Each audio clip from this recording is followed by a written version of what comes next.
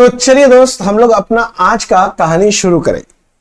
आज हमारा ये फाउंडेशन का पहला क्लास है। तो पहला ही मन में आएगा, भैया आप क्या पढ़ाने वाले हो।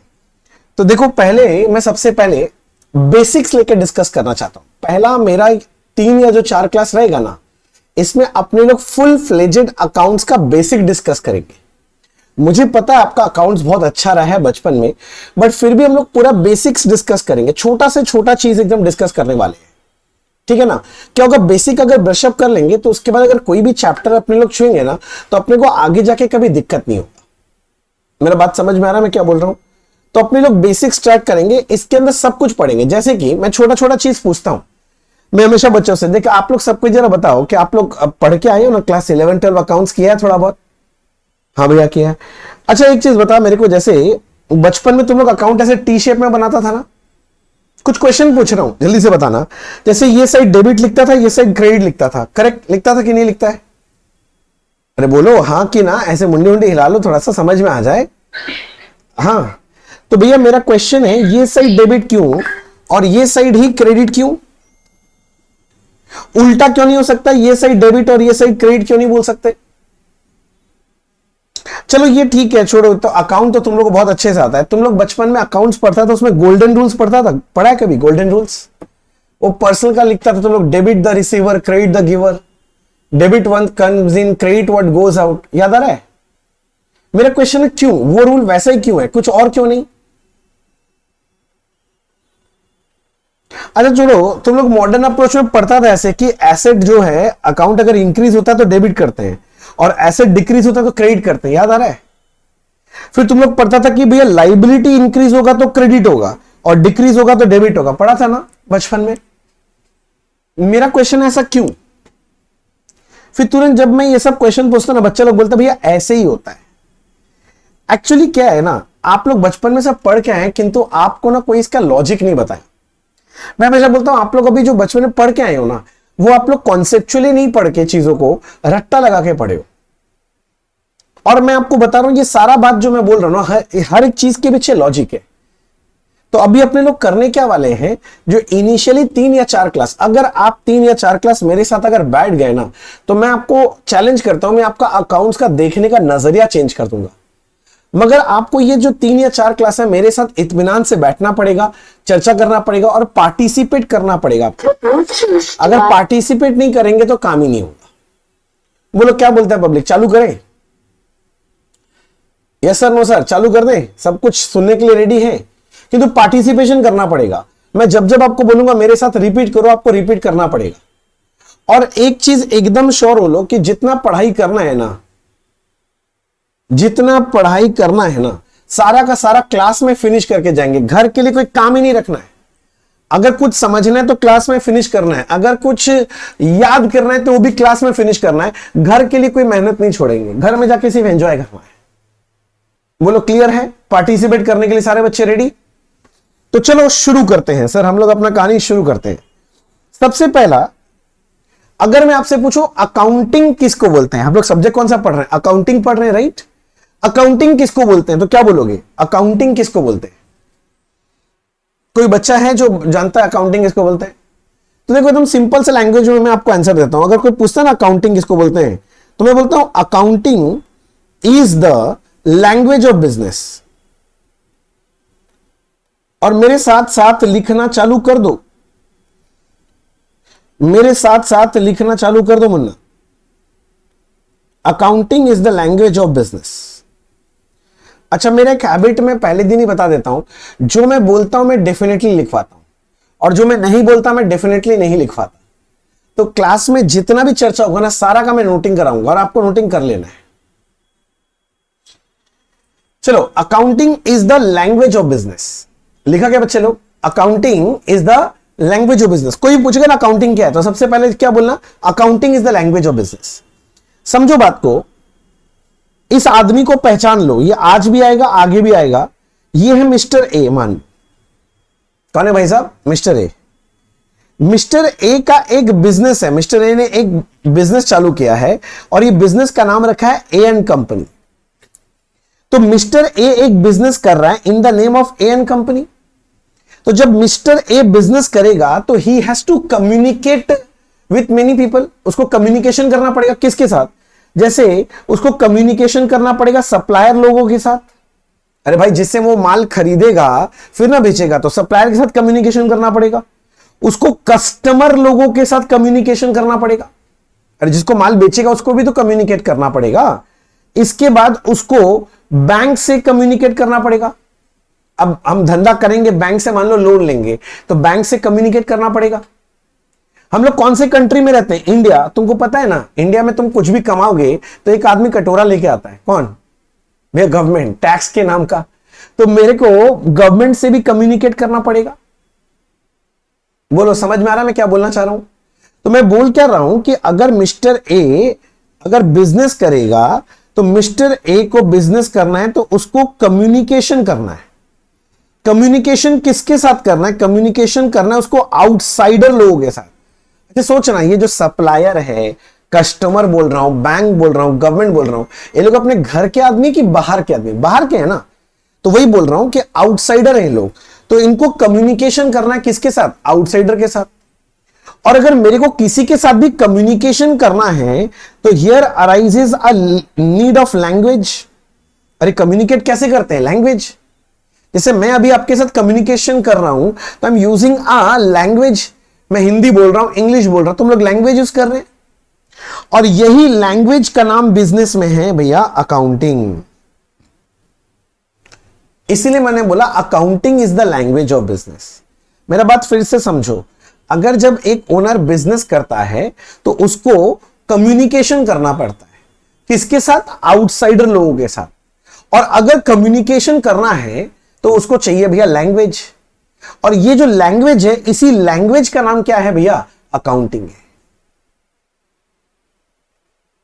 बोलो, क्या मैं आपको समझा पा रहा हूं? Yes sir, no sir? मेरे को रिप्लाई चाहिए। नहीं होता तो ऐसे थम्स अप दिखा सकते हैं, कोई दिक्कत नहीं है। गुड। ये ड्राइंग बनाया क्या आप लोगों ने? नहीं बनाया तो जरा बनाओ तो जल्दी से।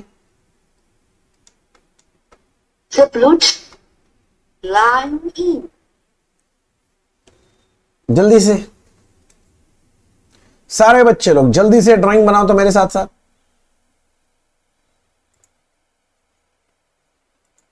बना लिया?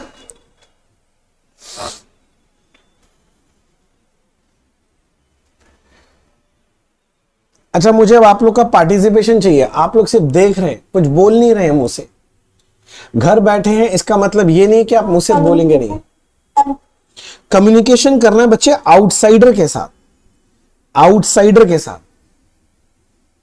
और आउटसाइडर के साथ अगर कम्युनिकेशन करना है तो क्या चाहिए? लैंग्वेज चाहिए। और उस लैंग्वेज का नाम क्या है? Accounting.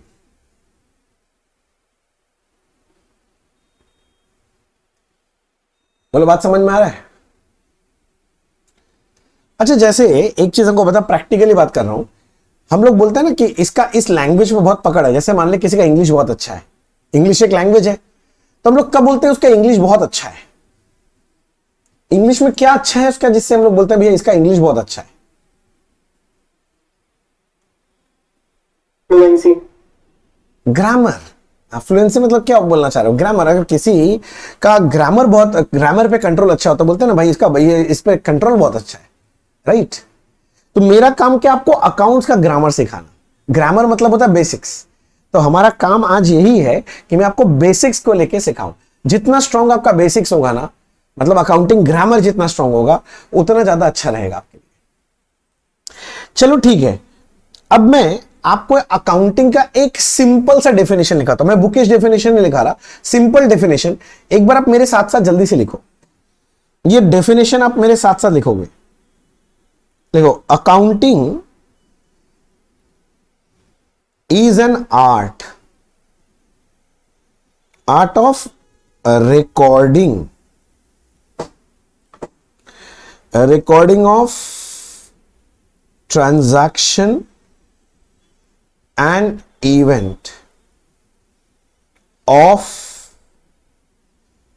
financial nature to communicate the business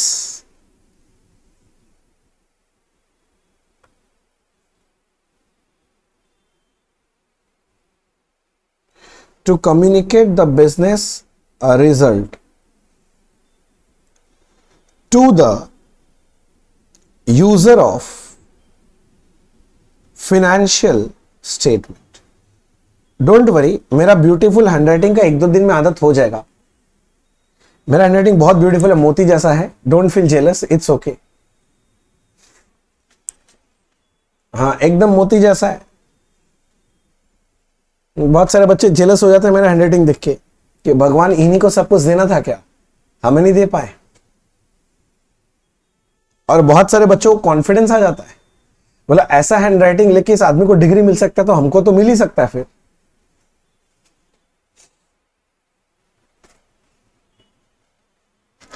जल्दी से डेफिनेशन लिखो और लिख के पढ़ के मेरे को बोलो क्या ये डेफिनेशन समझ में आ रहा है क्या आपको.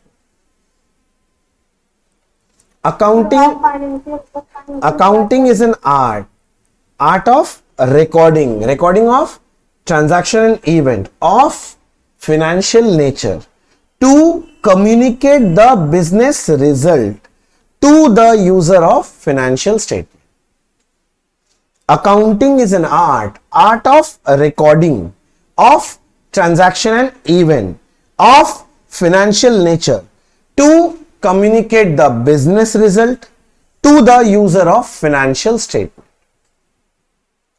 एक बार ये जो मैंने लिखा है एक बार पढ़ के देखो और मेरे को बताओ क्या आपको समझ में आ रहा है. मैंने जो लिख लिया क्या आपको ये डेफिनेशन समझ में, बहुत साधारण सा डेफिनेशन लिखा.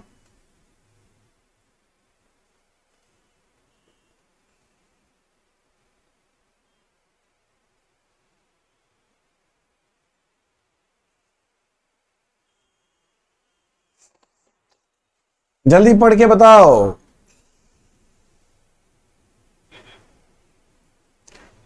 जल्दी जल्दी पढ़ के बताओ क्या आपको समझ में आ रहा है. शमोवी जी बोल रहे हैं समझ में आ रहा है. तरनुम जी बोल रहे हैं समझ में आ रहा है. लोकेश बोल रहे हैं हाँ समझ में आ रहा है. जागृत समझ में आ रहा है सर. समझ में आ रहा है. मंशा जी बोल रही हैं समझ में आ रहा है. राधिका जी बोल रही हैं समझ में आ रहा है. प्रिंस थोड़ा बहुत समझ में आ रहा है. ओके, हम आपको बताएं एक चीज, आपको कुछ भी समझ में नहीं आया. बोला कैसे मुंह पे ऐसे बोलता है कोई आदमी, भैया आपको कुछ समझ में नहीं है. हमको समझ में आ गया ना, अच्छा बात है. अब मैं आपको क्या बोल रहा हूं, तो इस डेफिनेशन को अगर ध्यान से देखेंगे ना, लिखा है accounting is an art of क्या बोला है, रिकॉर्डिंग का मतलब क्या होता है ये जानना जरूरी है. फिर एक वर्ड है ट्रांजैक्शन, फिर एक वर्ड है इवेंट. कौन सा ट्रांजैक्शन इवेंट, फाइनेंशियल नेचर वाला. क्यों, to communicate the business result to the user of financial statement. देख रहे कितना सारा पॉइंट्स को मैंने येलो किया है. ये सारा वर्ड्स का अगर मतलब इन डिटेल नहीं पता होगा तो आपको डेफिनेशन समझ में नहीं आएगा. और मेरा काम क्या है ना, मैं एकदम एक एक पॉइंट डिटेल में आपको बात करूंगा और ये करने में मुझे कम से कम हाफ एन आवर लग जाएगा. और आधा घंटा बाद जब मैं ये सारा वर्ड्स आपको सिखा लूंगा ना, मैं फिर से एक क्वेश्चन पूछूंगा क्या आपको समझ में आया डेफिनेशन. तब आप मेरे को बताना कि अभी जो समझ में आया और आधा घंटा बाद जो डेफिनेशन समझ में आएगा वो एक है कि डिफरेंट है. ठीक है सर, तो चलो शुरू करते हैं आगे का कहानी. पॉइंट नंबर 3 लिखो, ट्रांजैक्शन. पहले समझते हैं ट्रांजैक्शन किसको बोलते हैं. पहले डेफिनेशन लिखते हैं फिर समझते हैं.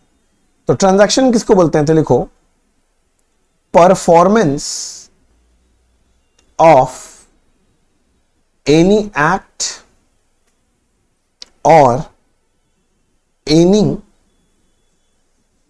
agreement or any business is known as transaction.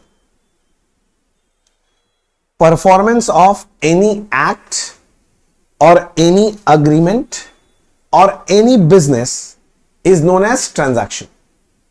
Performance of any act or any agreement or any business is known as transaction. तो फिर ट्रांजैक्शन किसको बोलते हैं, तो मैंने बोला परफॉर्मेंस ऑफ एनी एक्ट. जो भी घटना घट रहे ना वो उसको ट्रांजैक्शन बोल रहे हैं। समझो मैं बकबक कर रहा हूं, ये ट्रांजैक्शन है। आप मेरा बकबक सुन रहे हैं, ये भी ट्रांजैक्शन है। आप ऐसे सर उठा के देखें, ऊपर पंखा चल रहा है, समझ रहा है, परफॉर्मेंस ऑफ एनी एक्ट, एक एक्ट परफॉर्म हो रहा है ना, पंखा घूम रहा है तो ये भी ट्रांजैक्शन है। नहीं भैया मेरे यहां तो एसी लगा है, तो एसी चल रहा है, हवा फेंक रहा है, समझ रहा है मेरा बात, तो there also performance of act हो रहा है, तो वो भी क्या चीज है, ट्रांजैक्शन है। तो performance of any act, any agreement और एनी बिजनेस इज ट्रांजैक्शन। जो भी घटना घटना है ना वो ट्रांजैक्शन है। मैं फिर से बोल रहा हूं, मैं बकबक कर रहा हूं, I am performing a act, ये ट्रांजैक्शन है। आप मेरा बकबक सुन रहे हैं, you are also performing a act, तो ये भी ट्रांजैक्शन है। अब क्लास खत्म होने के बाद आप घर जाके इसको रिवाइज करोगे, तो there also you are performing an act, तो ये भी क्या चीज हो जाएगा, ट्रांजैक्शन हो जाएगा। तो मेरे साथ साथ रिपीट करो, मैं चाहता हूं, मैं देखना चाहता हूं कि आपका, आप बोल रहे हो कि नहीं बोल रहे हो, तो बोलो साथ साथ, ठीक है। चाहे आप अनम्यूट करके रखो, कोई दिक्कत नहीं है, किंतु बोलो, मैं देखूंगा आपको। ट्रांजैक्शन का मतलब क्या, परफॉर्मेंस ऑफ एनी एक्ट, मुझसे बोलो, नहीं तो नहीं होगा। परफॉर्मेंस ऑफ एनी एक्ट और एनी अग्रीमेंट और any business is known as transaction. फिर से बोलो, क्या हो जागृत, तुम क्यों नहीं बोल रहा है? तुमको अलग से पर्सनली आके बोले हम नालायक हैं? चलो बोलो, नंबर 1 बोला ना, क्लास में याद कर लेना है, घर का कोई काम ही नहीं रखना है। ट्रांजैक्शन क्या होता है, परफॉर्मेंस ऑफ एनी एक्ट और एनी अग्रीमेंट और any business is known as transaction. जो भी घटना घट रहा है ना, बस उसको हम लोग क्या बोल देते हैं, ट्रांजैक्शन बोल देते हैं। मैं फिर से बोल रहा हूं, मैं बकबक कर रहा हूं, तो I am performing a act ना, so this is a transaction. आप मेरा बकबक सुन रहे हैं, तो you are also performing a act, समझ रहा है ना, तो ये भी एक ट्रांजैक्शन है। अब घर जाके तुम वापस से रिवीजन करेगा, तो there also you are performing a act, तो वो भी क्या है सर, ट्रांजैक्शन। बोलो बात समझ में आए इतना दूर? नेक्स्ट वर्ड लिखो इवेंट, इवेंट, और इसमें लिखो the consequence of a single transaction और a group of transaction at a particular point of time.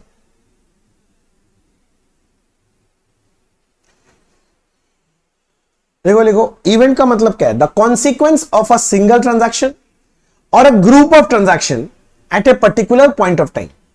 The consequence of a single transaction or a group of transaction at a particular point of time. तुम लोग मुंह से बोल नहीं रहा है। The consequence of a single transaction or a group of transaction at a particular point of time.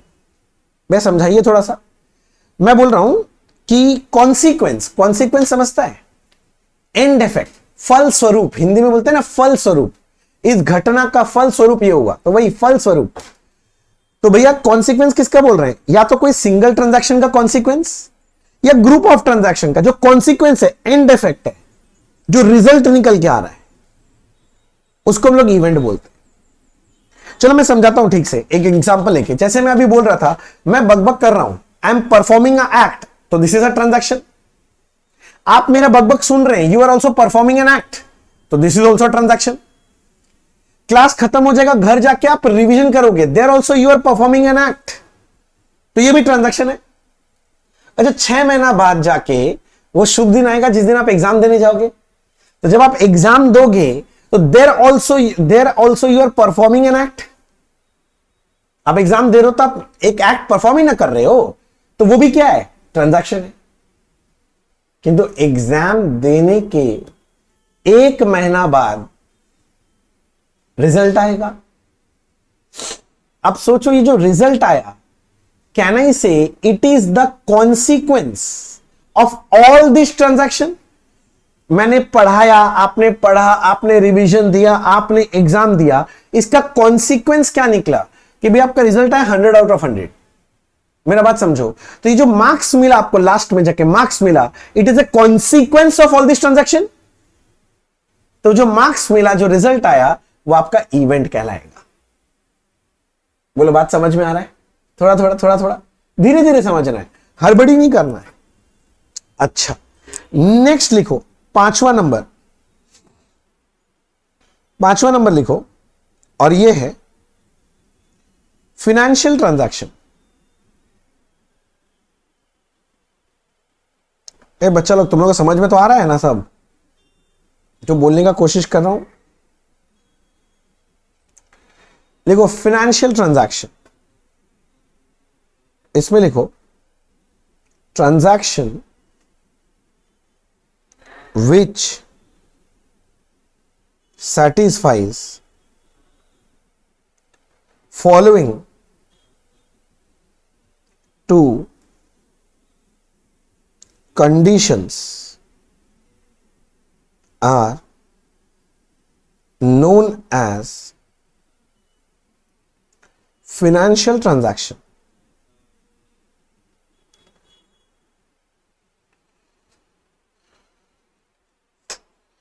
सबसे पहला है, घबराओ नहीं, स्क्रीन आ जाएगा, जो जाता है वो लौट के आता है।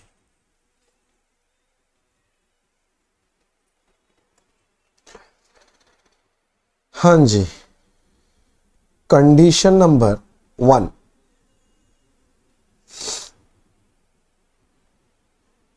which will change the financial position of business, that is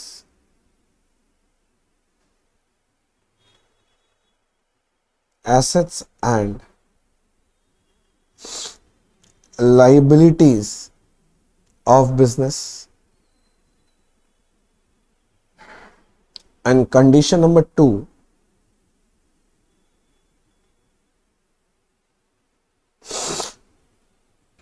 it can be expressed in terms of money value. लिखो लिखो लिखो लिखो, जल्दी जल्दी लिखो।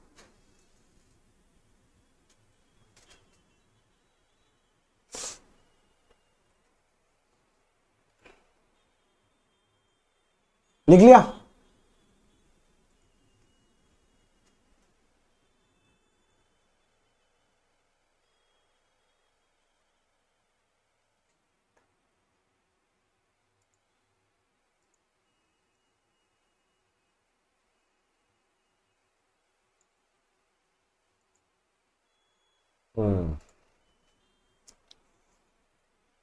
लिख लिया ना? ओके, देखो मैं क्या बोल रहा हूं यहां पर, फिनेंशियल ट्रांजैक्शन, मैंने वर्ड बोला फिनेंशियल ट्रांजैक्शन।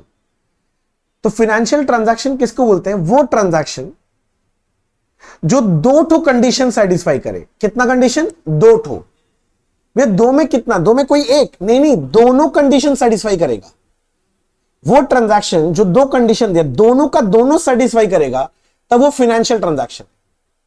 भैया दो में से मान लीजिए एक ही पूरा किया तो तब वो फिनेंशियल ट्रांजैक्शन ही है। अच्छा भैया एक भी नहीं किया तो भी फिनेंशियल ट्रांजैक्शन ही है। अगर आपको फिनेंशियल ट्रांजैक्शन बनना है तो उस ट्रांजैक्शन को दो ठो कंडीशन सेटिस्फाई करना है।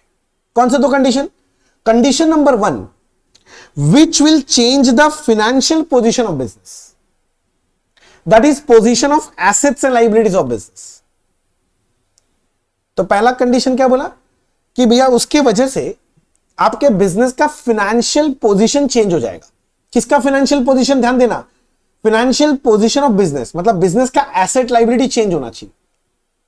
और दूसरा बोला it can be expressed in terms of money value, और दूसरा ये मनी वैल्यू में एक्सप्रेस होना चाहिए।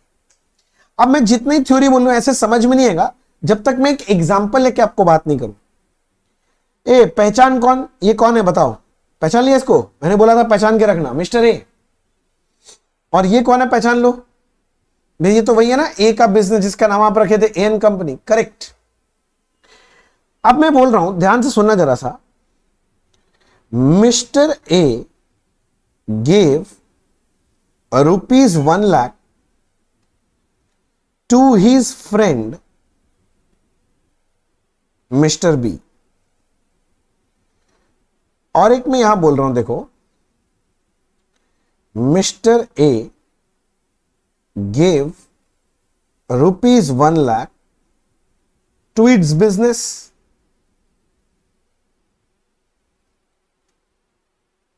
ए एन कंपनी। पहले ये वाला एग्जांपल पढ़ो, mister A gave 1 lakh to his friend B. मेरा क्वेश्चन है, जब ए पैसा अपने दोस्त को दिया बी को, क्या ये फाइनेंशियल ट्रांजैक्शन है? तो आपके मन में आना चाहिए 2 कंडीशन पूरा करना है। नंबर 1, ये मनी में एक्सप्रेस होना चाहिए। क्या ये मनी में एक्सप्रेस हो रहा है? हाँ भैया 1 लाख बोल रहे तो मनी में एक्सप्रेस तो हो रहा है। हाँ, मनी में एक्सप्रेस हो रहा है। दूसरा, will it change the financial position of business? अगर ए 1 लाख रुपीस निकाल के अपने दोस्त बी को दिया, तो बोलो बिजनेस में क्या फर्क पड़ने वाला है? बोलो मुन्ना, बिजनेस में क्या फर्क पड़ने वाला है? कुछ भी नहीं। हाँ, कुछ भी नहीं भैया, बिजनेस में तो कोई फर्क नहीं पड़ रहा है। तो क्या बिजनेस का फाइनेंशियल पोजीशन इफेक्ट हुआ? ना भैया, बिजनेस का फाइनेंशियल पोजीशन इफेक्ट नहीं हुआ। तो 2 में से एक कंडीशन पूरा हो गया, मनी में एक्सप्रेस हो गया। दूसरा, financial position of business change हुआ? नहीं। तो एक कंडीशन पूरा हुआ, एक कंडीशन पूरा नहीं हुआ। तो क्या ये फाइनेंशियल ट्रांजैक्शन है? नहीं, ये फाइनेंशियल ट्रांजैक्शन नहीं है। किंतु दूसरा एग्जांपल सोचो, mister A gave 1 lakh to its business. A ने बिजनेस में पैसा डाला 1 लाख रुपया। पहला बोलो, क्या ये मनी में मेजर हो रहा है? हाँ भैया, 1 लाख रुपया मनी में मेजर तो हो रही है, बिल्कुल हो रहा है भैया। दूसरा, will it change the financial position of business? Yes sir, liabilities बदल। बोला भैया हाँ, मिस्टर ए अगर पैसा बिजनेस को दे रहा है तो बिजनेस में कैश आ रहा है। अरे बोलना, तो बिजनेस का एसेट चेंज हो जा रहा है ना, एसेट लायबिलिटी चेंज हो रहा है, तो बिजनेस का फाइनेंशियल पोजीशन चेंज हो रहा है। हाँ, हो रहा है। तो 2 में से कितना कंडीशन फुलफिल हो गया भैया? दोनों पूरा हो गया। इसका मतलब ये मेरा फाइनेंशियल ट्रांजैक्शन। जल्दी पकड़ो बात को। तो कोई भी ट्रांजैक्शन तभी फाइनेंशियल ट्रांजैक्शन बोला जाता है जब वो 2 कंडीशन पूरा करे। नंबर 1, उस ट्रांजैक्शन की वजह से it will change the financial position of business, that is position of asset liability, and number 2, it can be expressed in terms of money value. It can be expressed in terms of money value. मेरे ये वाला example में भैया money में express तो हो रहा था कि दोस्त को पैसा दिया है तो बिजनेस का फाइनेंशियल पोजीशन चेंज नहीं हुआ, तो ये फाइनेंशियल ट्रांजैक्शन नहीं है। एक ही कंडीशन पूरा हुआ। किंतु ये वाला एग्जांपल जो था, इसमें मनी में एक्सप्रेस हो गया था, और दूसरा बिजनेस को पैसा दिया था तो बिजनेस का एसेट लायबिलिटी चेंज होगा, तो बिजनेस का फाइनेंशियल पोजीशन भी चेंज हो रहा है। दोनों कंडीशन फुलफिल हो गया, तो ये फाइनेंशियल ट्रांजैक्शन। जल्दी सोचो और बोलो, थोड़ा थोड़ा समझ में आ रहा है? मैं और एग्जांपल लूंगा आगे, बट पहले मेरे को एक और वर्ड सिखाना आपको, दैट इज फाइनेंशियल इवेंट। मेरे को ये सिखा लें तो फिर 2-3 एग्जांपल अच्छा लूंगा। फाइनेंशियल इवेंट, ये इसका डेफिनेशन है, the consequence of financial transactions at a particular point of time।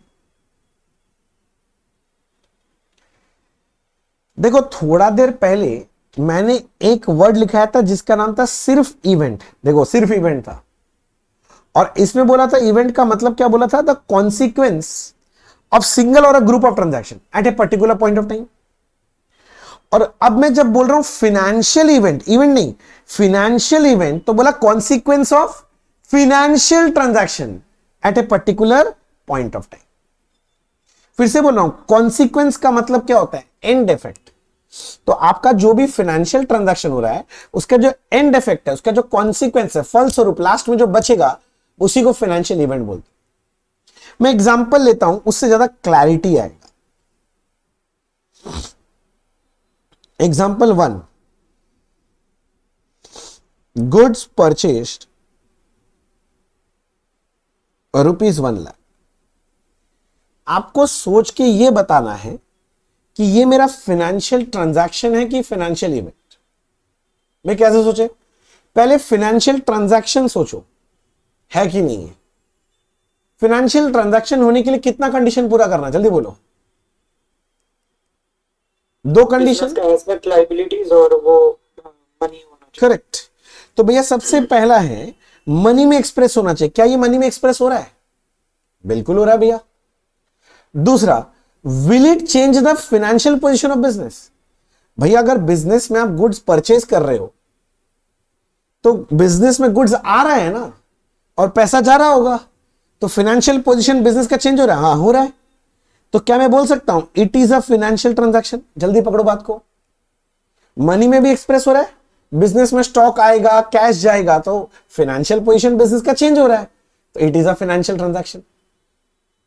चलो और एग्जांपल लेता हूं। Good sold for ₹1,50,000। ये जो 1 लाख का माल नहीं था, ये मैंने 1.5 लाख में सेल कर दिया। बोलो ये फाइनेंशियल ट्रांजैक्शन है कि फाइनेंशियल इवेंट?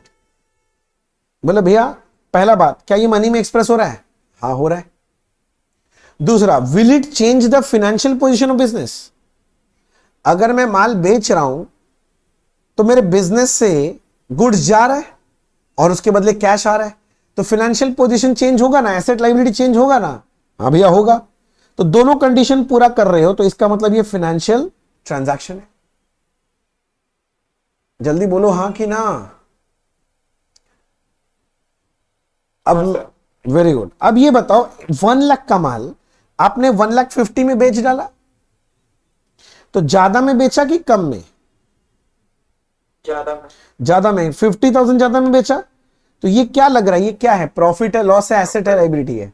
प्रॉफिट है। अब मेरा क्वेश्चन है, ये जो प्रॉफिट आ रहा है मुन्ना, ये फाइनेंशियल ट्रांजैक्शन है कि फाइनेंशियल इवेंट है? फाइनेंशियल ट्रांजैक्शन के लिए दो चीज होता है, मनी में एक्सप्रेस होना चाहिए, वो तो हो रहा है, किंतु क्या ये प्रॉफिट की वजह से कोई फाइनेंशियल पोजीशन चेंज हो रहा है? नहीं नहीं नहीं, प्रॉफिट तो कॉन्सिक्वेंस है ये सारे फाइनेंशियल ट्रांजैक्शन का।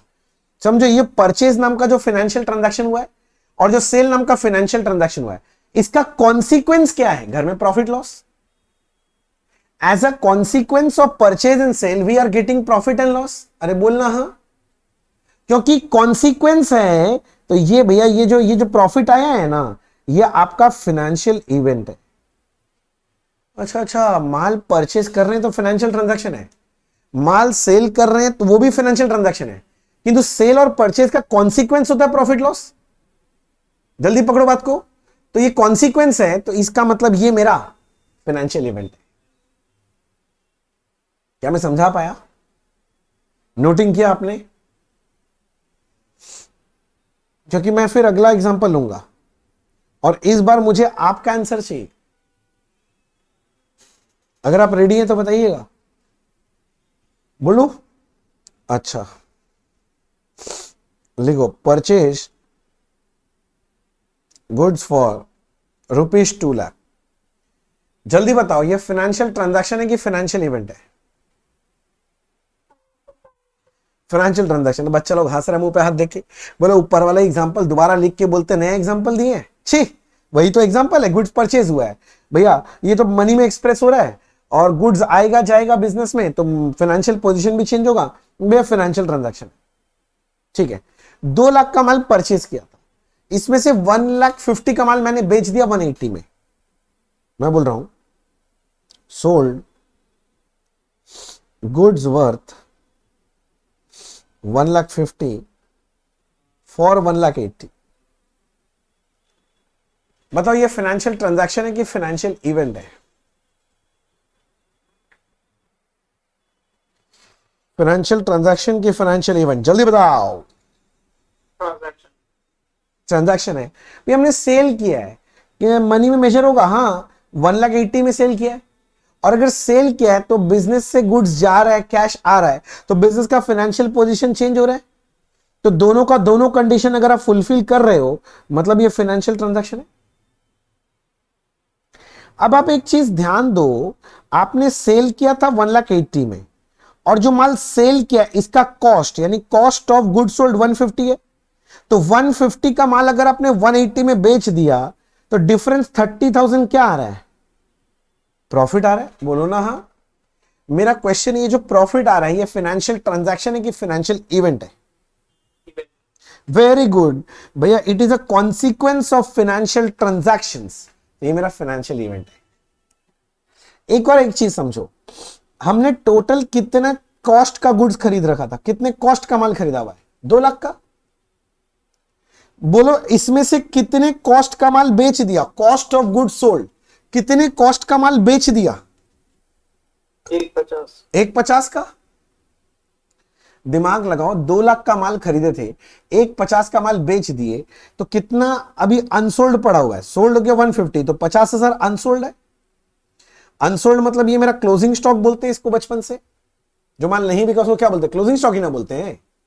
मेरा क्वेश्चन है, ये 50,000 का जो क्लोजिंग स्टॉक बचा है ना, ये फाइनेंशियल ट्रांजैक्शन है कि फाइनेंशियल इवेंट है? इवेंट है, financial event. Very good, financial event है। वेरी गुड, अब तुम लोग समझ रहा है। बिकॉज ये जो क्लोजिंग स्टॉक है, it is a consequence of all this transactions.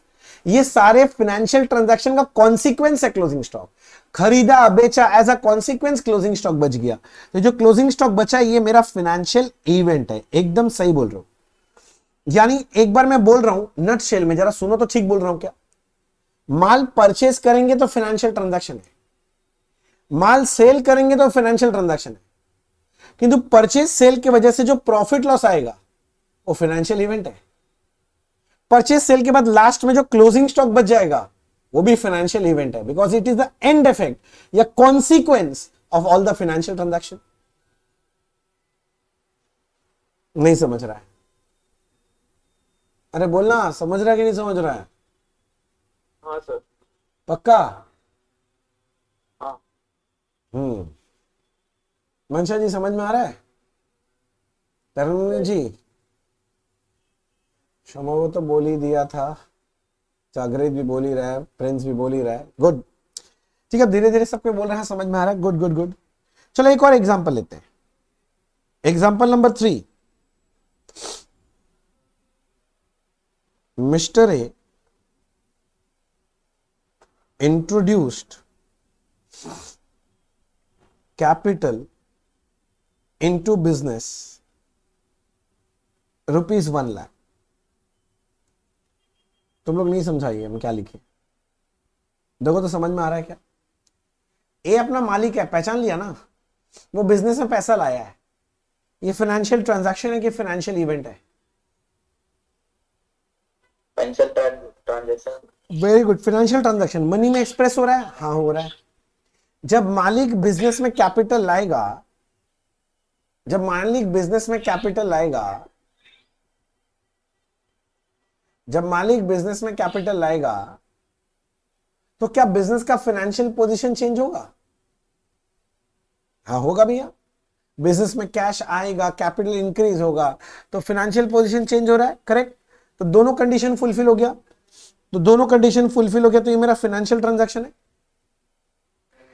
अच्छा, मालिक कैपिटल है 1 लाख रुपए, तो 1 लाख का कैश है बिजनेस में, मानते हो इस बात को? बिजनेस में 1 लाख का कैश है। अब मैं दूसरा बोलता हूं, फर्नीचर परचेज्ड 10,000। मेरा क्वेश्चन है, हमने फर्नीचर परचेज कर लिया कैश में 10,000 का। ये फर्नीचर जो परचेज किया फाइनेंशियल ट्रांजैक्शन है कि इवेंट है? वेरी गुड भैया, ये भी फाइनेंशियल ट्रांजैक्शन। मान लो साल भर में मेरे बिजनेस में बस यही 2 ट्रांजैक्शन हुआ है। अगर मैं पूछूं साल के एंड में मेरा कैश बैलेंस कितना बचेगा, बोल पाओगे? वेरी गुड, 90,000 बचेगा लास्ट में। सो कैन आई से ये जो कैश बैलेंस बच रहा है, it is the consequence of all this financial transaction. अगर ये कॉन्सिक्वेंस है, मतलब ये जो कैश बैलेंस बचा है मुन्ना, ये मेरा फाइनेंशियल इवेंट है। जल्दी पकड़ो बात को, ये मेरा फाइनेंशियल इवेंट है भैया। ऐसे तो आप हर अकाउंट का ही बैलेंस करोगे लास्ट में जाके। हाँ, तो जो भी क्लोजिंग बैलेंस बचेगा वो तो फाइनेंशियल इवेंट है, क्योंकि it will be the consequence of all the transaction, and effect होगा। Correct correct correct. तो लास्ट में जो भी क्लोजिंग बैलेंस बचता है ना, वो एक्चुअली फाइनेंशियल इवेंट ही होता है। अच्छा, बचपन में कभी बैलेंस शीट बनाया है? कभी बैलेंस शीट एक मस्त बात बोलूंगा अभी, बनाया बैलेंस शीट कभी? सुना है कि नहीं सुना? बोलना। हाँ भैया, बनाया ना बैलेंस शीट? बनाया ना, बिल्कुल बनाया। अच्छा, बैलेंस शीट में तुम लोग ऐसे लिखता था ना, land and building, plant and machinery, furniture and fixture. तुम बेसिकली ये सारा आइटम्स का क्लोजिंग बैलेंस ही तो लिखता था। क्लोजिंग बैलेंस का मतलब अभी तुमने बोला फाइनेंशियल इवेंट होता है। अरे एंड इफेक्ट कॉन्सिक्वेंस है, जल्दी बोलना। हाँ हाँ हाँ भैया, बोलना क्या चाह रहे हैं? तो क्या मैं ऐसे बोल सकता हूं बैलेंस शीट में हम लोग सिर्फ और सिर्फ फाइनेंशियल इवेंट्स लिखते हैं? सोचो सोचो, balance sheet is a list of ledger balances, last में जो बैलेंस बचता है वही लिखते हैं, और लास्ट में जो बैलेंस बचा अभी तुम लोग बोला उसको फाइनेंशियल इवेंट बोलते हैं। तो मैं बैलेंस शीट में सिर्फ और सिर्फ फाइनेंशियल इवेंट लिखता हूं, यानी balance sheet is a statement of financial event. जल्दी बोलो, balance sheet is a statement of financial event. Yes sir, no sir? Yes sir. तो यहां पर एक लाइन लिख कर रखो, balance sheet is a statement of financial events.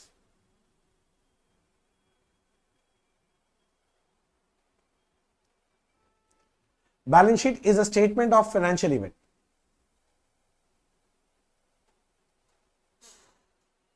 थोड़ा थोड़ा बात समझ में आ रहा है? अच्छा जी, ये पॉइंट नंबर कितना चला था? 6। अच्छा, और एक मजेदार चीज यहां पर देख रहे हैं, बार बार भैया आप ना पर्टिकुलर पॉइंट ऑफ टाइम लिख रहे हैं। पर्टिकुलर पॉइंट ऑफ टाइम का मतलब क्या होता है? पर्टिकुलर पॉइंट ऑफ टाइम का मतलब है एट ईयर एंड, क्योंकि कॉन्सिक्वेंस एंड इफेक्ट बैलेंस आप कब निकालते हो? ईयर के एंड में निकालते हैं ना? अरे बोलना, याद तो याद रखिएगा, पर्टिकुलर पॉइंट ऑफ टाइम का मतलब क्या है? ईयर के एंड का बात कर रहे हैं। तो हम लोग जितना भी कॉन्सिक्वेंस चेक करेंगे वो ईयर के एंड में चेक करते हैं। तो आज के बाद से कोई पूछेगा पर्टिकुलर पॉइंट ऑफ टाइम का मतलब क्या है, तो क्या बोलोगे? Year and.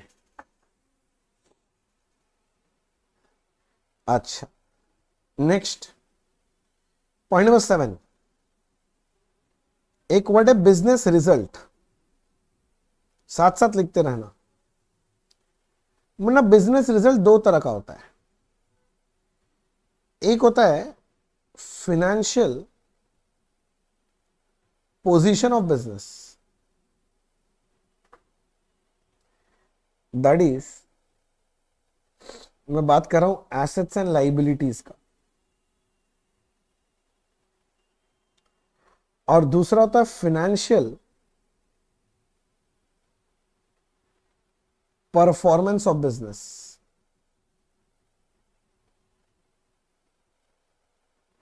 दैट इज, ओहो सॉरी,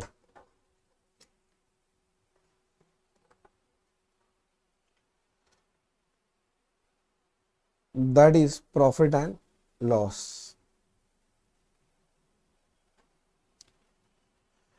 सुनो भाई साहब, अब एक वर्ड है बिजनेस रिजल्ट, उसका मतलब मैं समझा रहा हूं। मैं बोल रहा हूं बिजनेस रिजल्ट दो तरह का होता है। एक हम लोग बोलते हैं फाइनेंशियल पोजीशन। जब मैं बोलता हूं फाइनेंशियल पोजीशन तो मैं बिजनेस का एसेट और लाइबिलिटी का बात कर रहा हूं, याद रखना। और एक बोलते हैं फाइनेंशियल परफॉर्मेंस। जब भी मैं फाइनेंशियल परफॉर्मेंस बोल रहा हूं मतलब मैं बिजनेस का प्रॉफिट लॉस का बात कर रहा हूं। लिख के रखो जल्दी से जल्दी से। भैया बिजनेस रिजल्ट कितना तरह का होता है? जल्दी मुझे बोलो, बिजनेस रिजल्ट कितना तरह का होता है? दो तरह का। नंबर 1 फाइनेंशियल पोजीशन, और number 2 financial performance. Financial position मतलब किसका बात हो रहा है? Asset and liability. और फाइनेंशियल परफॉर्मेंस मतलब किसका बात हो रहा है? Profit and loss. और आगे एक लाइन लिखो, communicating the business result is the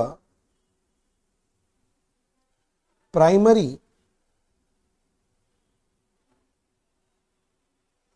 objective of accounting. Communicating the business result is the primary objective of accounting. तो कोई पूछता है ना कि अकाउंटिंग करते हैं क्या, बेसिक प्राइमरी रीजन क्या है, तो बोल देना communicating the business result is the primary objective of accounting. Communicating the business result is the primary objective of accounting. Communicating the business result is the primary objective of accounting. अब कुछ बच्चे लोग सोच रहे हैं यार तब से हैं पढ़ा रहे, एक अकाउंट्स का एंट्री वेंट्री कुछ नहीं कराए, तब से देखो थ्योरी पढ़ाए जा रहे हैं। बच्चे ये बेसिक है, अगर आप ये पार्ट स्ट्रॉन्ग कर लोगे ना, आगे जाके अकाउंट्स में कोई तकलीफ नहीं आएगा। फाउंडेशन, इंटर, फाइनल, कोई भी लेवल में कभी तकलीफ नहीं आएगा। और यही जगह अगर वीक हो गया ना तो अकाउंट्स में हमेशा तकलीफ आते रहेगा। अच्छा, नेक्स्ट वर्ड है फिनेंशियल स्टेटमेंट।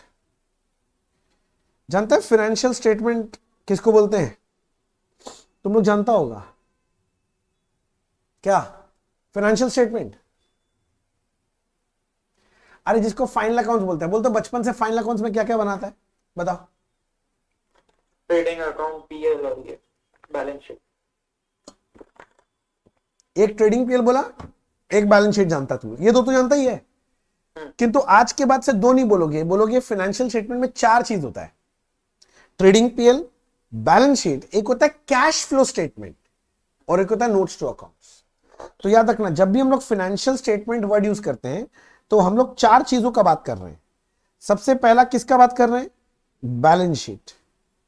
दूसरा किसका बात कर रहे हैं बच्चे? Trading and profit and loss account. तीसरा किसका बात कर रहे हैं? Cash flow statement.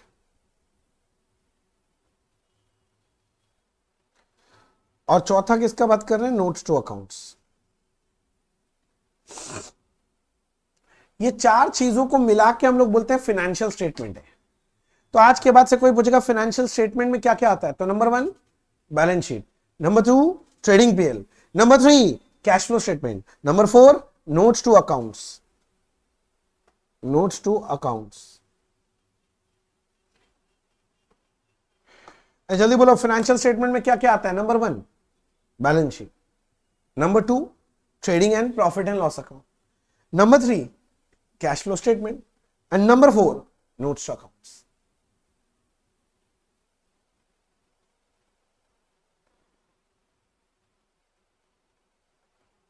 बोलो, समझ आ गया? सुनो ना, बैलेंस शीट, तुम लोग बचपन से जो बैलेंस शीट बना रहा है, बैलेंस शीट में क्या दिखाता है तुम लोग?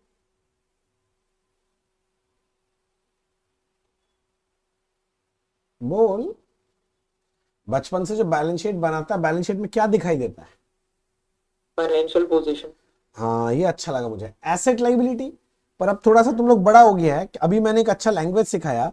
एसेट लाइबिलिटी से अच्छा वर्ड क्या है? Financial position. तो कोई पूछेगा कि बैलेंस शीट क्यों बनाते हैं, तो आंसर है to show financial position of business. Financial position मतलब एसेट एंड लाइबिलिटी। तो यही बुद्धि लगा के बताओ, ट्रेडिंग एंड पीएल फिर क्यों बनाते हैं? Financial performance. हाँ, to show the financial performance of business.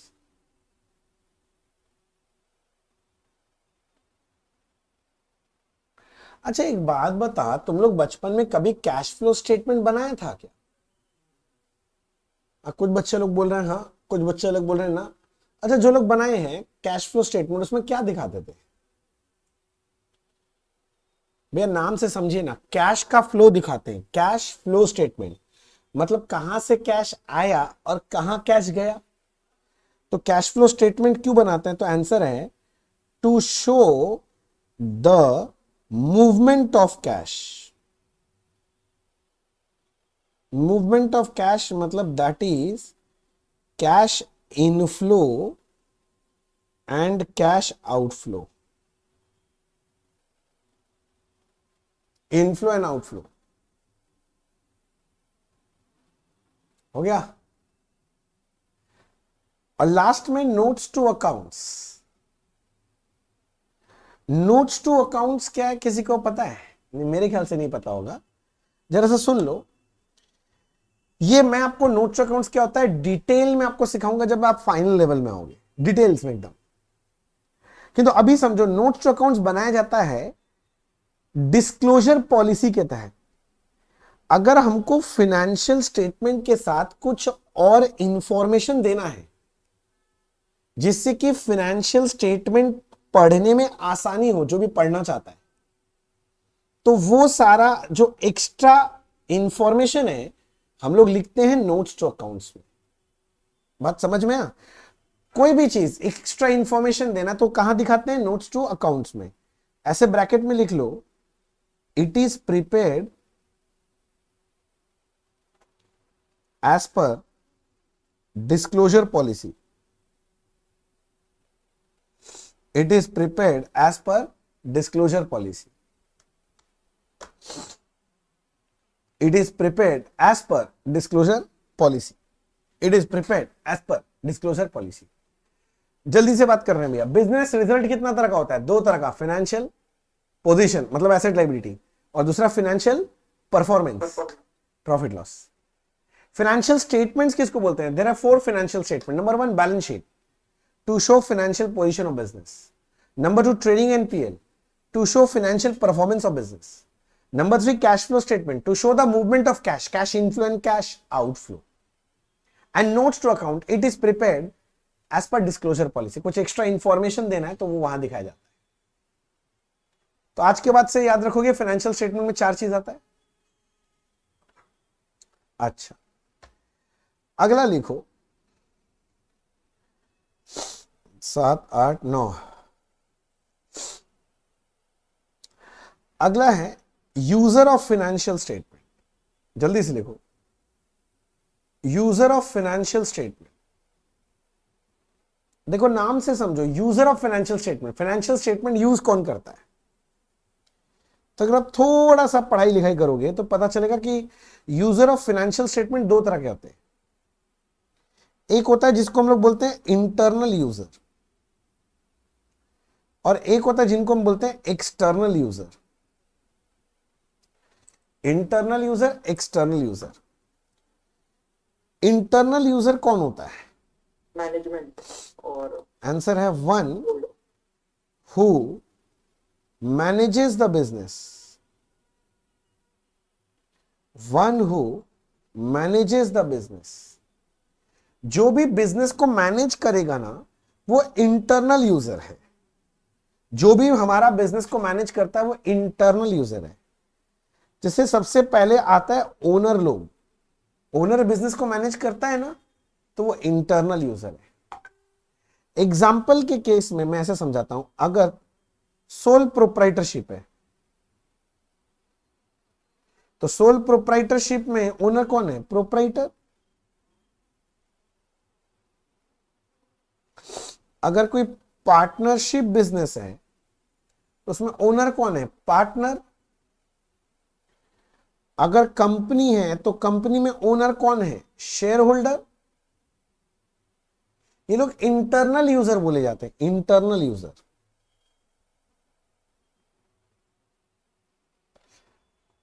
मेरा बात समझ रहा है? मैंने बोला इंटरनल मतलब 1 who manages a business। एक तो हो गया ओनर और दूसरा हो जाता है manager and director. Manager director business का एम्प्लॉय है, बट वो लोग क्योंकि बिजनेस मैनेज करता है ना इसलिए लोग इंटरनल यूजर के कैटेगरी में आते हैं, because they manage the business.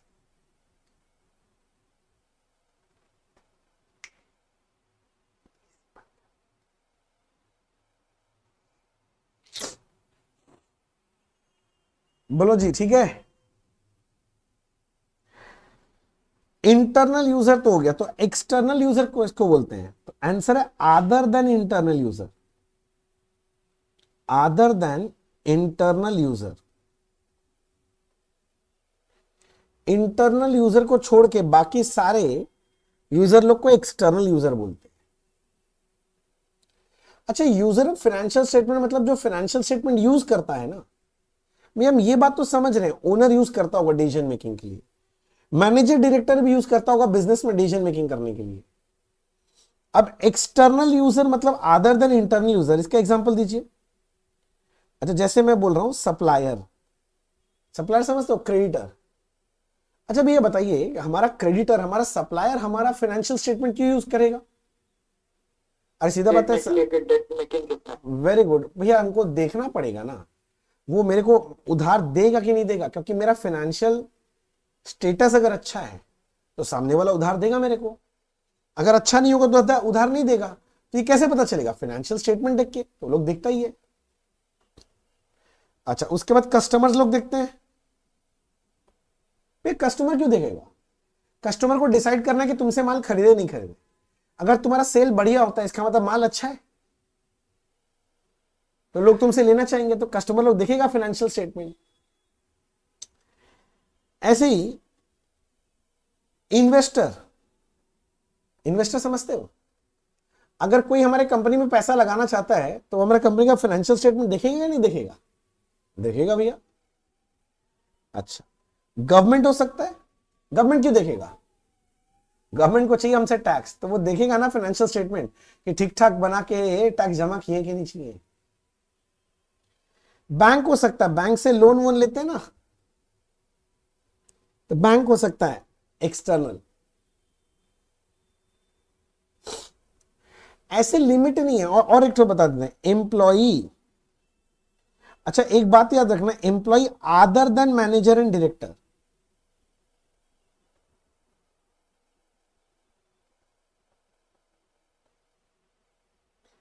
Manager director employ होता है,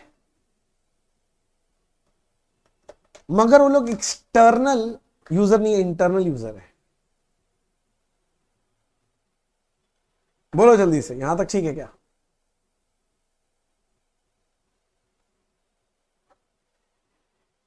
मैं आपको 1 मिनट दे रहा हूं, अभी तक जितना लिखा एक बार जरा रीड करेंगे तो लाइन से स्टार्ट करें। देखो, सबसे पहले कहां से स्टार्ट किया? Accounting is the language of business. याद करो, मैंने ऐसे बोला कि मिस्टर ए जब अपना बिजनेस करेगा तो उसको कम्युनिकेट करना है, किसके साथ? आउटसाइडर के साथ।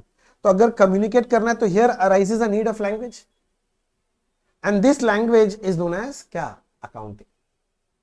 फिर मैंने खूबसूरत सा डेफिनेशन दिया, accounting is an art, art of recording, recording of transaction in event of financial nature to communicate the business result to the user of financial statement. फिर मैंने बोला transaction, performance of any act, any agreement और any business is known as transaction. फिर मैंने बोला financial event, the consequence of a single transaction और a group of transaction at a particular point of time. फिर मैंने बोला financial transaction, a transaction which satisfy both the conditions. Two conditions hai, they are financial transaction. Number one, which will change the financial position of business, that is position of asset and liabilities of business. And number two, it can be expressed in terms of money value.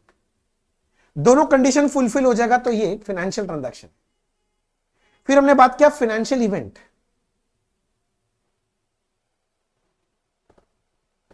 Financial event के लिए मैंने बोला the consequence of financial transactions at a particular point of time. At a particular point of time का मतलब मैंने बोला था year and. अरे बोलो, मैं ठीक बोल रहा हूं ना? यहां तक सारा चीज मैंने यहां पर समझाया कि गुड्स परचेज करना फाइनेंशियल ट्रांजैक्शन है, गुड्स सेल करना फाइनेंशियल ट्रांजैक्शन है, किंतु परचेज सेल के बाद जो प्रॉफिट लॉस आएगा वो फाइनेंशियल इवेंट है। क्लोजिंग स्टॉक बचेगा, फाइनेंशियल इवेंट है। लास्ट में कैश बैलेंस बचेगा, फाइनेंशियल इवेंट है। और मैंने एक स्टेटमेंट सिखाया, balance sheet is a statement of financial event.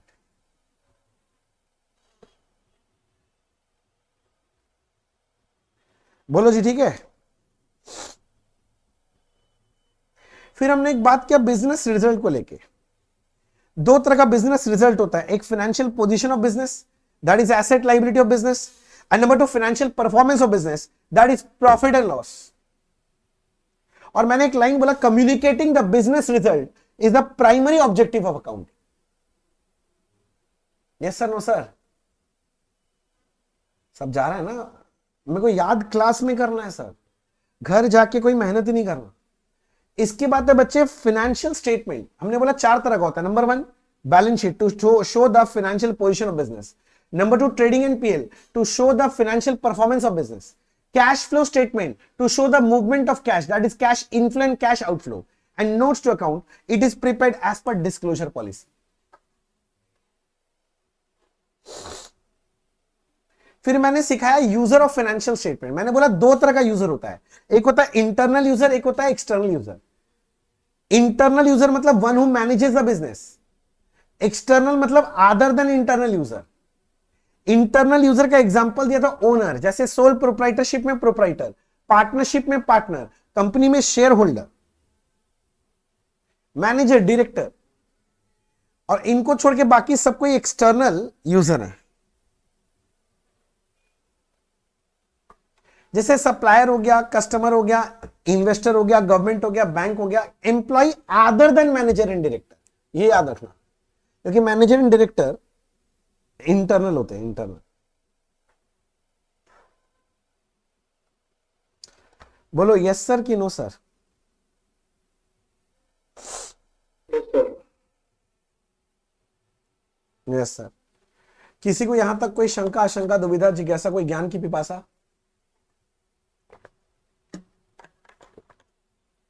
नहीं। चलो नेक्स्ट, एक वर्ड रह गया रिकॉर्डिंग, और आगे लिखो transactions and events are recorded in, जल्दी से बोलो, transactions and events are recorded in. कोई बता पाएगा इसको, कंप्लीट कर पाएगा? Very good. Transactions and events are recorded in books of accounts. बचपन से ट्रांजैक्शन इवेंट्स कहां रिकॉर्ड होता है? बुक्स ऑफ अकाउंट्स में। जो बच्चा मेरा पहले से ही क्लास कर रखे है वो बच्चा पटर पटर नहीं करेगा, बाकी बच्चा से मैं पूछ रहा हूं, मेरे को बताओ बुक्स ऑफ अकाउंट्स का मतलब क्या है?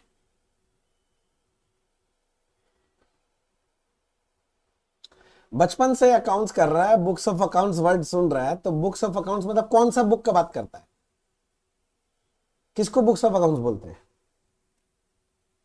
या बुक्स ऑफ अकाउंट्स कितना ढो होता है?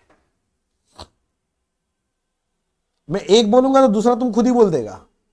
Journal ledger. हाँ, वेरी गुड। एक तो होता है जर्नल और एक तो होता है लेजर। तो बचपन से हम लोग बोलते हैं ना बुक्स ऑफ अकाउंट्स, तो दो बुक बात हो रहा है, दो बुक, दो किताब मेंटेन होता है, एक जर्नल और एक लेजर। नहीं समझा बात? एक जो होता है जर्नल, एक होता है लेजर। मेरा बात समझो। मैं यहां पर निकालता हूं, देखो दो दो दो किताब मेंटेन होता है, जल्दी से बात समझो। एक का नाम है जर्नल और एक का नाम है लेजर। समझा मेरा बात? कितना बुक्स मेंटेन होता है? दो ठो बुक, एक ठो जर्नल और एक ठो लेजर, एक ठो जर्नल एक ठो लेजर। बोलो बात समझ में आया? जर्नल के अंदर मुन्ना हम लोग करते हैं रिकॉर्डिंग, जर्नल के अंदर लिखने को बोलते हैं रिकॉर्डिंग, और लेजर में होता है क्लासिफिकेशन। लेजर में क्या होता है भैया? क्लासिफिकेशन। अलग अलग अकाउंट अलग अलग लिखते हैं ना, क्लासिफिकेशन। जर्नल में होता है रिकॉर्डिंग, पहली बार रिकॉर्डिंग होता है, और लेजर में क्या करते हैं? क्लासिफिकेशन। जर्नल जो है ना, it is your first accounting process, और ये सेकंड अकाउंटिंग प्रोसेस है।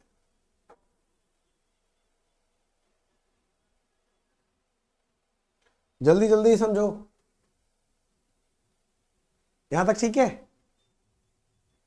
अच्छा, एक मजेदार बात, एक तो जर्नल और लेजर, ये दोनों बुक है ना, ये दोनों ध्यान से मेरे तरफ देखो, सारे बच्चे लोग कंसंट्रेशन मेरे तरफ लाओ, जहां पर भी कंसंट्रेशन छोड़ो, पहले मेरे तरफ लाओ। एक है जर्नल, एक है लेजर। ये दोनों बुक में अपने पास रखता हूं ना, इसको बोलते हैं बुक कीपिंग। वर्ड पे ध्यान देना, मेरे तरफ देखो और समझो। ये बुक मैं अपने पास रखता हूं, बना के रखता हूं, तो इस पार्ट को बोलते हैं बुक कीपिंग। तो जर्नल और लेजर ये जो आप बनाते हैं ना, जर्नल और लेजर जो बनाते हैं, इसको बेसिकली हम लोग बोलते हैं बुक कीपिंग। विजुअलाइज कर पा रहे हो? I am keeping this books, देखो जल्दी से, बुक कीपिंग।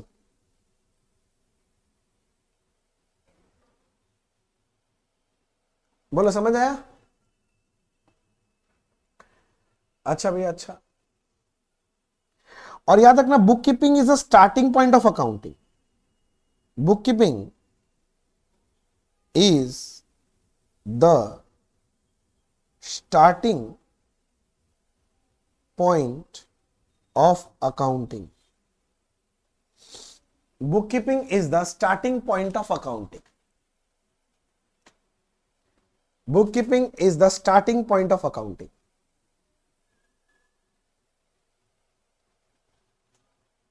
हो गया? फिर से एक बार बात करते हैं बच्चे। हमने अभी बोला transactions and events are recorded in, कहां रिकॉर्ड होता है? जल्दी बोलो। Transactions and events are recorded in books of accounts. Books of accounts कितना होता है? दो होता है, एक होता है जर्नल और एक होता है लेजर। एक होता है जर्नल, एक होता है लेजर। जर्नल के अंदर क्या करते हैं? रिकॉर्डिंग करते हैं। और लेजर के अंदर क्या करते हैं हम लोग जाके? क्लासिफिकेशन। जर्नल हमारा फर्स्ट अकाउंटिंग प्रोसेस है, जर्नल हमारा फर्स्ट अकाउंटिंग प्रोसेस है, और लेजर हमारा सेकंड अकाउंटिंग प्रोसेस है।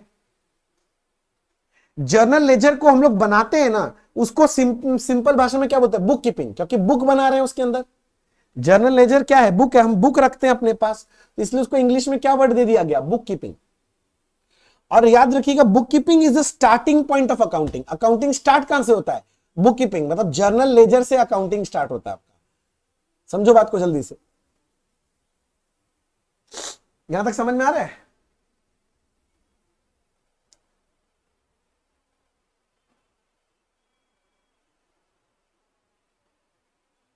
प्रिंस बोल रहे हैं हाँ भैया समझ में तो आ रहा है। सुनो ना, अब मैं जाता हूं उस डेफिनेशन में जो मैं थोड़ा देर पहले आपको लिखाया था, और अब जाके वो डेफिनेशन पढ़ के बोलो क्या वही समझ में आ रहा है कि कुछ बेहतर समझ में आ रहा है। ये वाला डेफिनेशन याद करो, मैंने लिखाया था ना ये डेफिनेशन, तुम लोग बोला था पहली बार समझ में आया। अब आज पढ़ के देखो वही समझ में आ रहा है कि कुछ बेहतर समझ में आ रहा है।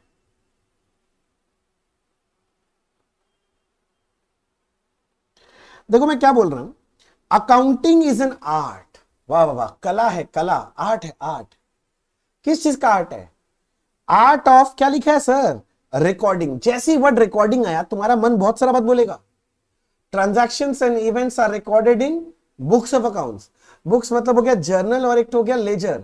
जर्नल में होता है रिकॉर्डिंग, लेजर में होता है classification. Journal first accounting process, ledger second accounting process. Journal ledger को एक साथ क्या बोलते हैं? Book keeping. And book keeping is the starting point of accounting. तो जब रिकॉर्डिंग बोल रहा है तो इतना सारा बात हो रहा है। अच्छा, रिकॉर्डिंग किसका होगा? Transactions and event. अच्छा, सारा ट्रांजैक्शन इवेंट रिकॉर्ड होता है? नहीं नहीं, फिनेंशियल नेचर वाला। फिनेंशियल नेचर वाला मतलब financial transaction and financial event का बात कर रहा है। जल्दी समझो बात को, फिनेंशियल नेचर वाला ट्रांजैक्शन एंड इवेंट। अच्छा, जैसे ही बोला ये बात, तो जैसे फिनेंशियल ट्रांजैक्शन आया आपके मन में आया भैया उस ट्रांजैक्शन का बात कर रहा है जो दो कंडीशन पूरा करेगा। Number one, it will change the financial position of business, that is assets and liabilities of business. And number two, it can be expressed in terms of money value. और फाइनेंशियल इवेंट का मतलब the consequence of financial transactions at a particular point of time, उसका बात कर रहा है। To communicate the business result, जैसी word मिला business result, I am talking about financial position and financial performance of the business. किसको communicate करना है? यूजर को। अच्छा, यूजर का बात कर रहे हो, मतलब आप यहां बात कर रहे हो internal user, external user. Internal मतलब one who manages the business, that is the owner, manager, director. External user मतलब other than internal user, customer, supplier, bank, government, investor, employ other than manager, director. और user of financial statement. Financial statement चार चीजों का बात कर रहे हैं भी आप यहां, balance sheet, trading PL, cash flow statement and notes to accounts. अब सच में बोल रहा हूं, अब अपने मन में एक बार ये डेफिनेशन पढ़ के देखो और सच में बोलना, पहले जो आपको समझ में आया था वही समझ में आ रहा है कि उससे थोड़ा सा बेटर समझ में आ रहा है।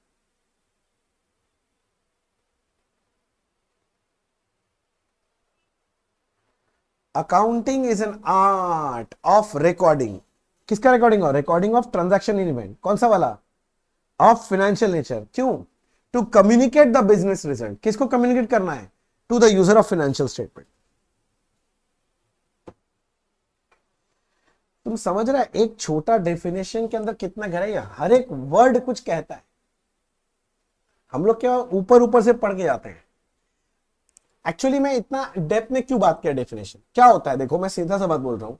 मान लो कहीं आप बाहर गए इंटरव्यू के लिए, डिग्री मिल गया इंटरव्यू के लिए, पहला क्वेश्चन आता है भैया अकाउंटिंग किसको बोलते हैं, इतना अकाउंट्स पढ़ के और समझाओ अकाउंटिंग किसको बोलते हो। अगर तुम अकाउंटिंग किसको बोलते हो यही नहीं समझा पाएगा मुन्ना, तुमको लगता है कुछ काम तुमको कोई देगा फिर। हमको डेबिट करना आता है, क्रेडिट करना आता है, जर्नल एंट्री बनाना आता है, किंतु अकाउंटिंग है क्या यही नहीं समझा पा रहा, तुम्हारा इज्जत का तो फालूदा निकल जाएगा। बोला होगा तब तो निकलेगा, अरे नहीं नहीं ऐसा बात नहीं है तो सही थोड़ा बहुत। हाँ अच्छा, अब सारा बच्चे लोग प्लीज रिप्लाई करो, क्या अभी तक मैंने जो बात की आपको समझ में आया? Yes sir. हाँ सर। चलो बढ़िया, 10 नंबर हो गया। अच्छा एक फिलोसॉफिकल बात करने का मन करा, मैं करूं? देख जब भी कोई सामान जब हम लोग प्रोड्यूस करते हैं ना, बनाते हैं ना, तो उसका 3 स्टेप होता है। एक होता है इनपुट, नहीं समझा, रॉ मटेरियल डालता है कोई भी चीज में, फिर होता है उसका प्रोसेसिंग, प्रोसेसिंग समझ रहा है, मशीन में चक्की पीसिंग एंड पीसिंग होता है, और लास्ट में बन के निकलता आउटपुट, मतलब फिनिश गुड्स बन के निकलता है। अकाउंटिंग का बात करें ना, तो अकाउंटिंग में इनपुट कौन सा, किसको इनपुट बोलते पता है? ये जो भी आपका ट्रांजैक्शन एंड इवेंट्स होता है ना, सोच के देखो, ये आपका इनपुट है। और ये जो अकाउंटिंग प्रोसेस है ना, अकाउंटिंग प्रोसेस, समझ गए मेरा बात, वहां चर्निंग होता है ये ट्रांजैक्शन इवेंट का, और आउटपुट क्या बन के निकलता जानते हो? Financial statement. ये थोड़ा सा बस फिलोसफी, अकाउंट्स वाला कोई बात नहीं सिखाया, थोड़ा फिलोसॉफिकल वे में बताया इस बात को। क्या ये बात आपके पल्ले पड़ा? प्लीज बच्चे लोग बताना मेरे को।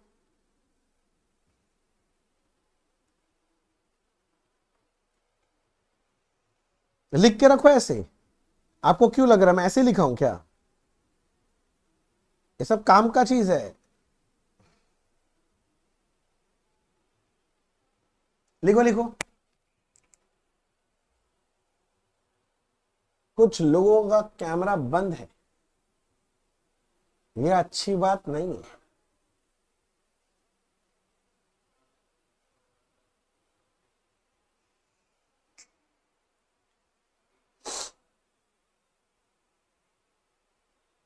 देखो सर यहां तक ठीक ठाक है क्या? मैं रुका हुआ हूं यहां तक।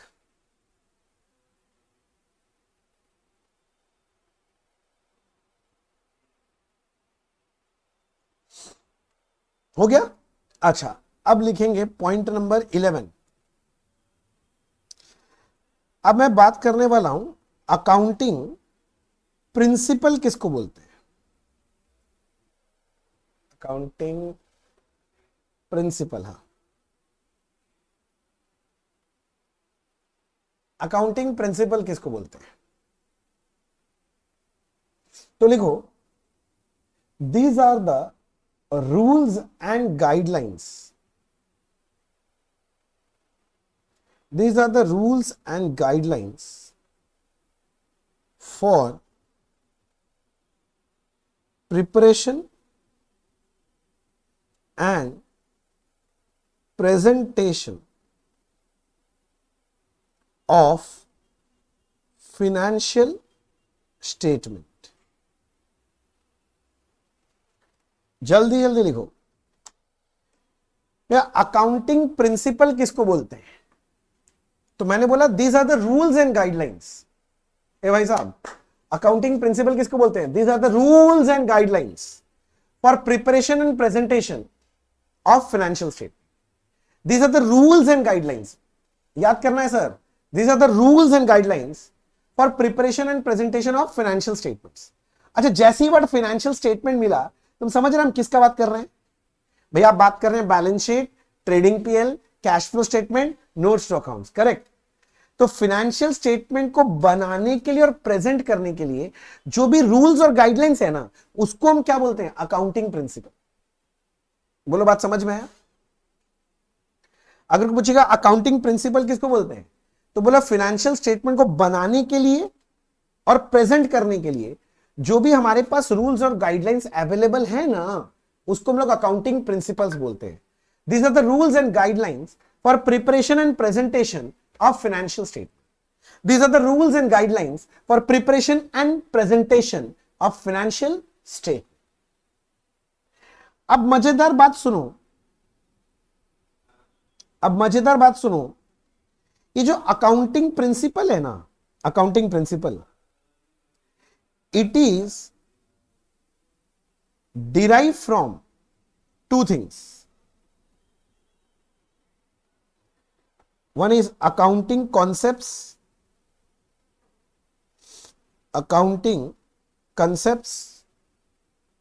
और एक हो जाता है अकाउंटिंग कन्वेंशन.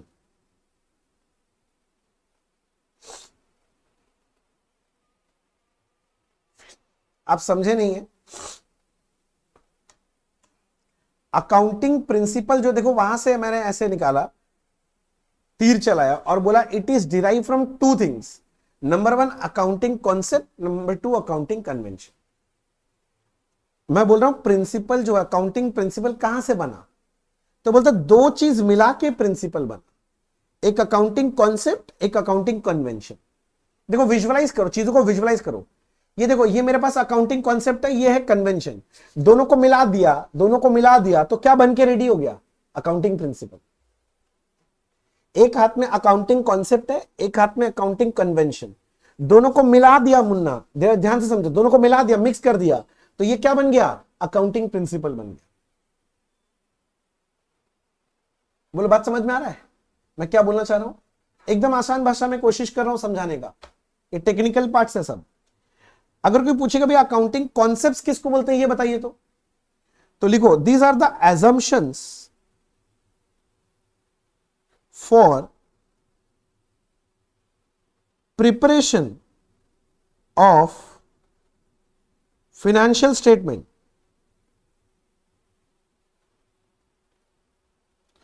और कन्वेंशन का मतलब है these are the guidelines derived from practice of accounting.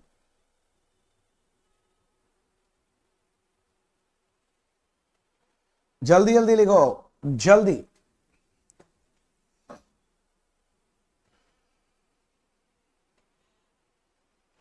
लिखा भैया? अकाउंटिंग कॉन्सेप्ट्स किसको बोलते हैं? तो सुनो, मैंने क्या बोला, कॉन्सेप्ट्स का मतलब है these are the assumptions for preparation of financial statement. हम लोग जो फाइनेंशियल स्टेटमेंट बनाते हैं ना, तो उसको बनाने के लिए बहुत सारा एजम्पशंस लेते हैं. जो हम लोग एजम्पशंस लेते हैं ना फाइनेंशियल स्टेटमेंट बनाने के लिए, उसी को अकाउंटिंग कॉन्सेप्ट्स बोलते हैं. यहां पर कीवर्ड है एजम्पशन, याद रखिएगा. यहां पर कीवर्ड है एजम्पशन, यहां कीवर्ड है assumption, assumption, assumption, assumption, assumption, assumption, assumption. कोई पूछेगा व्हाट इज अकाउंटिंग कॉन्सेप्ट, तो क्या बोलेंगे? These are the assumptions for preparation of financial statement. Financial statements बनाने के लिए हम लोग बहुत सारा एजम्पशंस लेते हैं, तो उन एजम्पशंस को हम लोग क्या बोलते हैं? अकाउंटिंग कॉन्सेप्ट्स बोलते हैं. तो भैया अकाउंटिंग कन्वेंशन किसको बोलते हैं? अच्छा छोड़ो, मैंने क्या लिखा है वो छोड़ो. कन्वेंशन वर्ड का हिंदी में मतलब क्या कोई बोल पाएगा? जैसे हम लोग नहीं बोलते हैं ये हमारे परिवार का कन्वेंशन है, ऐसे ही होता है हमारे यहां पर. मतलब नियम मतलब रिवाज बोलते ना, हिंदी बोलते हैं ना, ये हमारे यहां का रिवाज है. रिवाज मतलब होता है कन्वेंशन, नियम. सही बोल रहे हो आप. तो जब मैं बोल रहा हूं, देखो वर्ड पे ध्यान देना, अकाउंटिंग कन्वेंशन, तो मैं अकाउंटिंग रिवाज के बारे में बोल रहा हूं. मतलब अकाउंट्स करने का रिवाज चला रहा है हमारे यहां ऐसे ही होने का. अकाउंट्स में ना हम लोग ऐसे ही लिखते हैं हर बार, तो वो रिवाज हो गया. और रिवाज कैसे बनता है पता है? एक ही चीज बार बार जब करते हैं तो वो क्या बन जाता है? रिवाज बन जाता है. अरे बोलो, नहीं समझ में आया? करेक्ट. तो देखो, तो वही लिखा मैंने, these are the guidelines derive from practice of accounting. बोलो सालों साल से आप अकाउंट्स प्रैक्टिस कर रहे हो, तो वो प्रैक्टिस करते करते हमने अपने लिए गाइडलाइन बना लिया है, बस उसी को बोलते हैं अकाउंटिंग कन्वेंशन. तो कोई पूछेगा व्हाट इज अकाउंटिंग कन्वेंशन, तो क्या बोलोगे? These are the guidelines derive from practice of accounting. सालों साल से अकाउंट्स प्रैक्टिस करते करते करते हमने अपने लिए कुछ सेट ऑफ रूल्स गाइडलाइंस बना लिए हैं, उसको बोलते हैं अकाउंटिंग कन्वेंशन। अकाउंटिंग कॉन्सेप्ट और अकाउंटिंग कन्वेंशन दोनों को मिला दिया तो क्या बन गया? जल्दी बोलो, क्या बन गया? क्या बन गया? क्या बन गया? क्या बन गया? क्या बन गया? Accounting principle. Very good, accounting principle. मैं फिर से बोल रहा हूं, यहां से देखो, अकाउंटिंग प्रिंसिपल क्या होता है? These are the rules and guidelines for preparation and presentation of financial statement. These are derived from two things. Number one, accounting concept, and number two, accounting convention. Accounting concepts means these are the assumptions for preparation of financial statement, and convention means these are the guidelines derived through practice of accounting. चलो आपके knowledge के लिए एक बात बताता हूं, हमारे यहां पर 10 ठो अकाउंटिंग कॉन्सेप्ट्स है और 3 ठो अकाउंटिंग कन्वेंशन है। टोटल 13 ठो कॉन्सेप्ट्स एंड कन्वेंशंस पढ़ना पड़ेगा आपको, और आपके सिलेबस में 13 ठो अकाउंटिंग कॉन्सेप्ट्स कन्वेंशन है। पर इसका मतलब नहीं है कि मैं अभी 13 का 13 कॉन्सेप्ट्स एंड कन्वेंशंस आपको सिखा दूंगा ना। जैसे जैसे जरूरत पड़ेगा मैं वैसे वैसे आपको कॉन्सेप्ट्स एंड कन्वेंशन सिखाता रहूंगा। मेरा बात समझ रहा है? एक बार भी मत सोचना कि मैं अभी आपको पूरा का पूरा बात सिखा दूंगा, ना ना ना ना, अभी पूरा का पूरा बात नहीं होगा। मेरा बात थोड़ा थोड़ा समझ में आ रहा है कि कुछ भी नहीं आ रहा है? हाँ सर, आ रहा है ना? ठीक, तो चलो एक काम करते हैं, आज एक कॉन्सेप्ट सिखाई देते हैं। पहले कॉन्सेप्ट का नाम लिखो जिसका नाम है सेपरेट एंटिटी कॉन्सेप्ट। इसको हम लोग बिजनेस एंटिटी कॉन्सेप्ट भी बोलते हैं।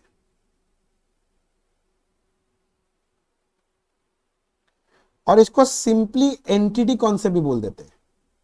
बात एक ही है, एक ही कॉन्सेप्ट का 3 नाम है भाई साहब। एक ही कॉन्सेप्ट का 3 नाम है मुन्ना।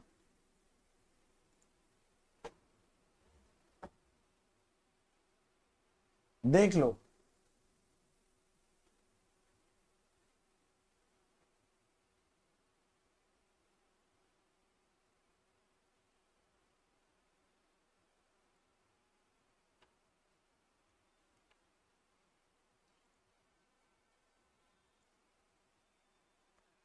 मैं 1 मिनट दिया अभी तक, जितना आप लिख लिए एक बार रीडिंग करो तो देखो तो ठीक ठाक है क्या? मैं 1 मिनट दिया आपको, आपने अभी तक जितना लिखा है एक बार चेक करो तो समझ में आ रहा है क्या कि समझ में नहीं आ रहा है?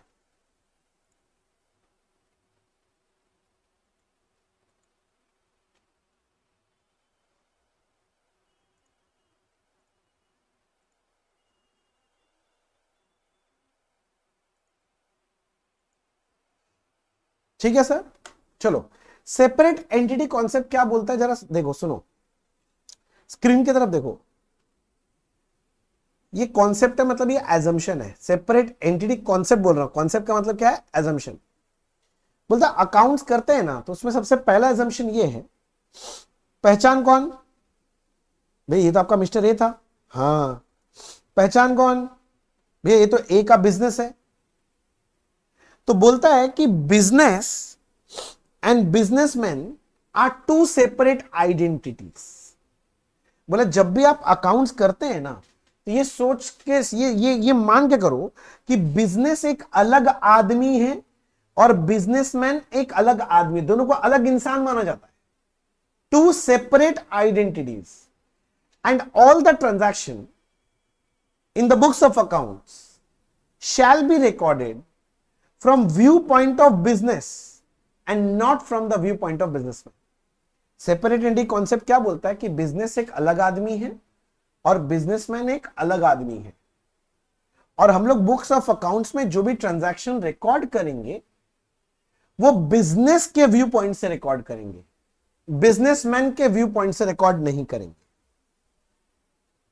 मैं फिर से बोल रहा हूं, सेपरेट एंटिटी कॉन्सेप्ट बोलता है कि business and businessman are 2 separate identities, and all the transaction in the books of accounts are recorded from view point of business and not from the view point of business. मैं समझाता हूं। मान लो आपको ऐसे बोला है, जो बिजनेस है ना, बिजनेस में ये लोग कार परचेज कर लिया है 5 लाख रुपए में। अच्छा एक बात बता, आप लोग बचपन में थोड़ा मोड़ा अकाउंट्स पढ़ के आए हो ना? अच्छा बिजनेस में अगर कार परचेज हुआ है तो कोई बच्चा बता पाएगा इसका जर्नल एंट्री क्या लिखा जाता था? बचपन में क्या एंट्री लिखा था? बिजनेस के बुक्स में क्या एंट्री होगा? Vehicle to cash. हाँ, car account debit to cash या बैंक हो जाएगा 5 लाख, करेक्ट। किंतु अगर मैं बोलूं car purchase 5 lakh for personal use, मैंने बोला बिजनेस का पैसा से ही कार खरीदा है, किंतु कार जो है ना वो बिजनेस में यूज नहीं होगा, पर्सनल यूज होगा। बोल तो अब एंट्री क्या होता था? Drawings to cash. Very good, आप लोग करते थे ड्राइंग्स टू कैश। अब सोचो क्यों ड्राइंग्स हो गया? खरीदा तो कार ही था। एंटिटी कॉन्सेप्ट, क्योंकि जब पहले एग्जांपल में बोला था कार परचेज, वो बिजनेस यूज के लिए था, तो कार बिजनेस का एसेट था, तो बिजनेस के व्यू पॉइंट से जब लिख रहे थे तो कार अकाउंट लिख रहे थे। किंतु दूसरे एग्जांपल में भी कार ही खरीदा है किंतु पर्सनल यूज के लिए, तो कार क्या बिजनेस का एसेट है ना? तो एसेट अकाउंट नहीं खोला, हम लोग ये मान रहे हैं मालिक घर पैसा लेके चला गया, इसलिए ड्राइंग्स लिख दिया। तो ये जो ड्राइंग्स लिखे हैं ये एज पर विच कॉन्सेप्ट? एंटिटी कॉन्सेप्ट के तहत हो रहा है। मैं आपको थोड़ा थोड़ा बात समझा पा रहा हूं कि नहीं समझा पा रहा हूं?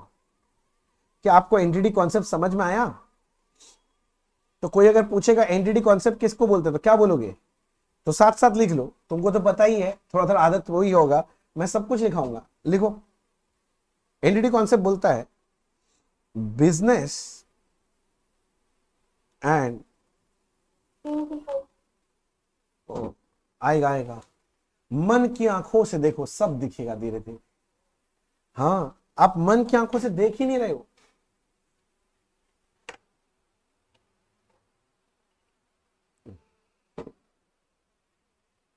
देखो बिजनेस एंड बिजनेसमैन। बोले भैया आ ही नहीं रहा स्क्रीन, आएगा बाबा आएगा, थोड़ा इंतजार करो सब आएगा।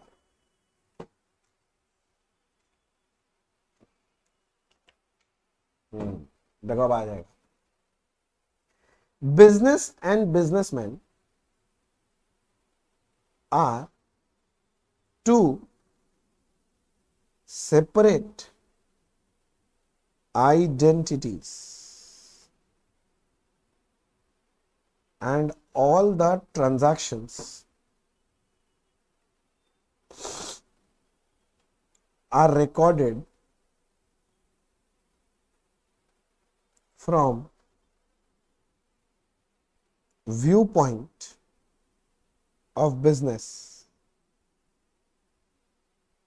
and not from the viewpoint of businessman।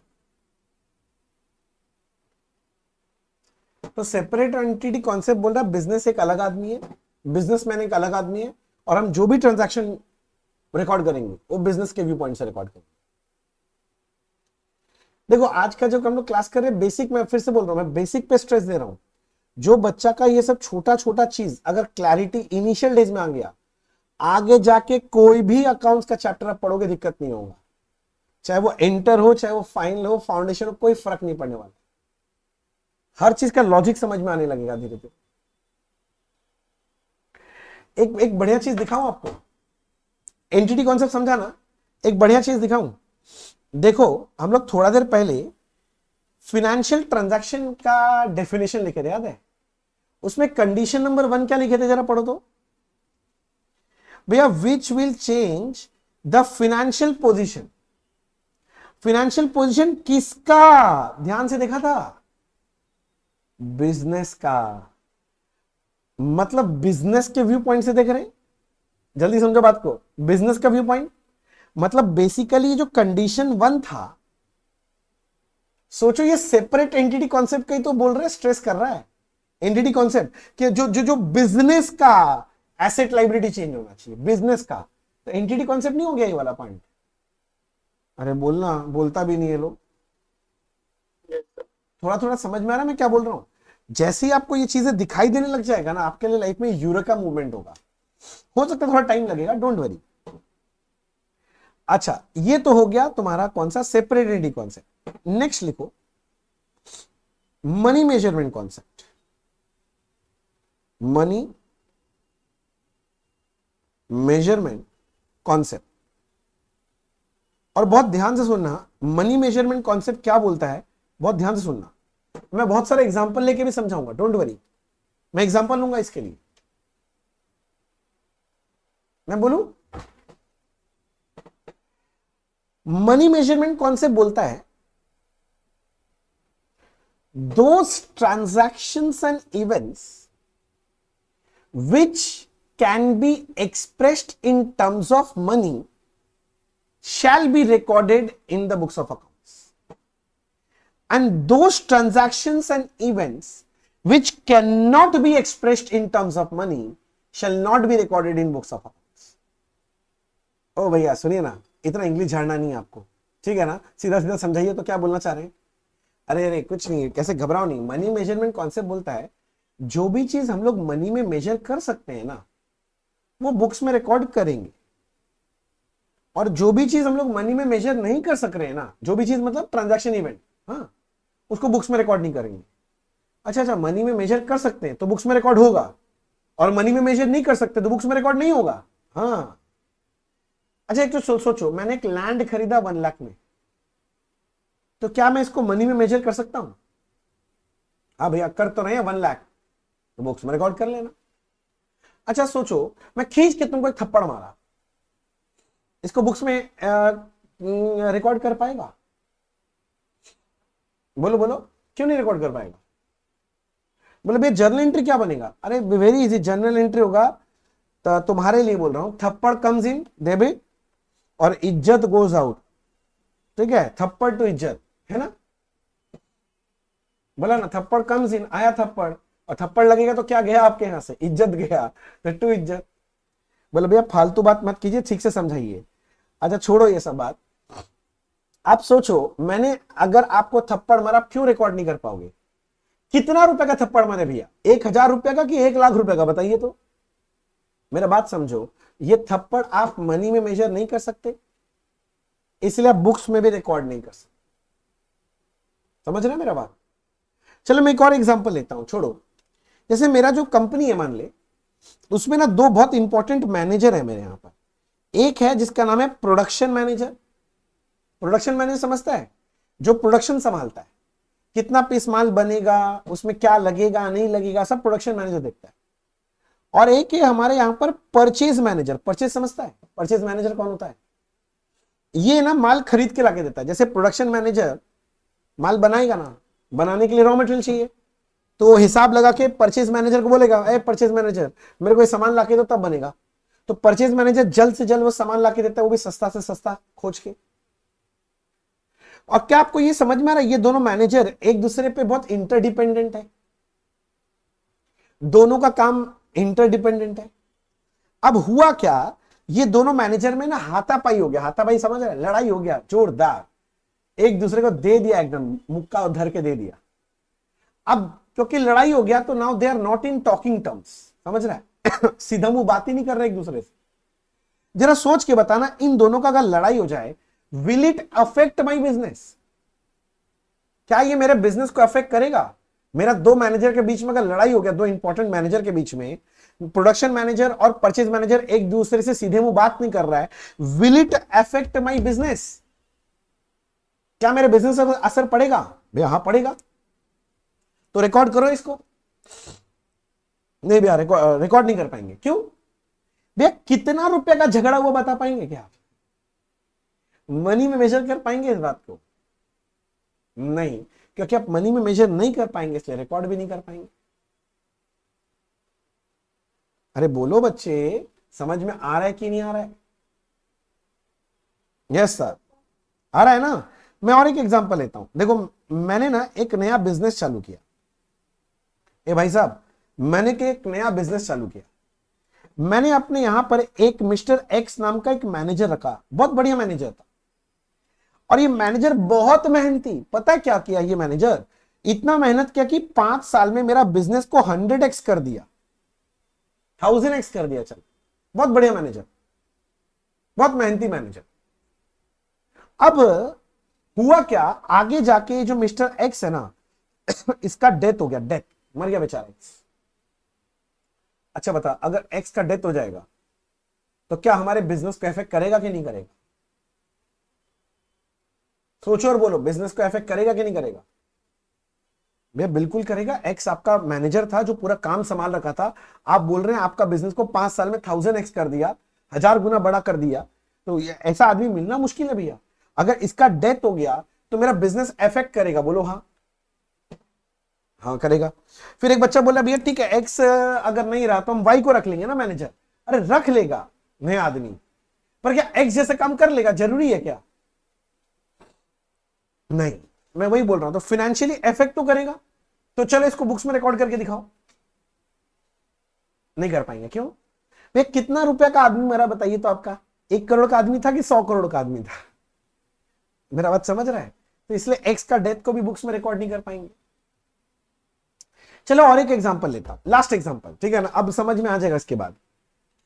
एक छोटा सा कंपनी का नाम ले रहा हूं जिसका नाम है रिलायंस इंडस्ट्रीज। सुना है रिलायंस? अरे बोलना, रिलायंस नाम सुना है? नहीं सुना है? अब रिलायंस इंडस्ट्रीज छोटा सा मुक्कू भाई का कंपनी। मुक्कू भाई जानता है ना, मुकेश अंबानी। हम उसको मुक्कू भाई बोलते हैं। आज के बाद से मुक्कू भाई बोले तो समझ जाना किसका बात कर रहे हैं। रिलायंस इंडस्ट्रीज का खुद का बहुत सारा एसेट्स लाइबिलिटीज है, बोलो हाँ कि ना? इसके यहां बहुत सारे एम्प्लॉयज भी काम करते हैं, बहुत सारे लोग काम करते हैं। एक्चुअली रिलायंस को कौन संभाल रखा है?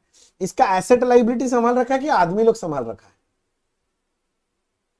एम्प्लॉय लोग नहीं संभाल रखा है। तुमको क्या लगता है? राइट? अच्छा मान ले रिलायंस का सारा एसेट लाइबिलिटी ऐसे ही छोड़ दे, बस इसका जितना एम्प्लॉय है मैं निकाल लू रिलायंस से। बात पकड़ना, निकाल लिया। बताओ रिलायंस अब रिलायंस रहेगा क्या? रिलायंस अब रिलायंस रहेगा? उसका सारा एम्प्लॉय अगर निकाल लूं रिलायंस से, जो लोग रिलायंस संभाल रखे हैं, और बाकी एसेट लाइबिलिटी छोड़ दें, तो क्या रिलायंस अब रिलायंस जैसा रहेगा? हाँ कि ना? क्या लगता है तुमको?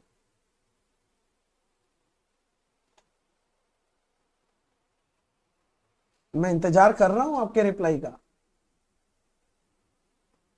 मैं बोल रहा हूं रिलायंस इंडस्ट्रीज के पास बहुत सारा एसेट्स है ना, लैंड, बिल्डिंग, प्लांट, मशीनरी, बहुत कुछ है।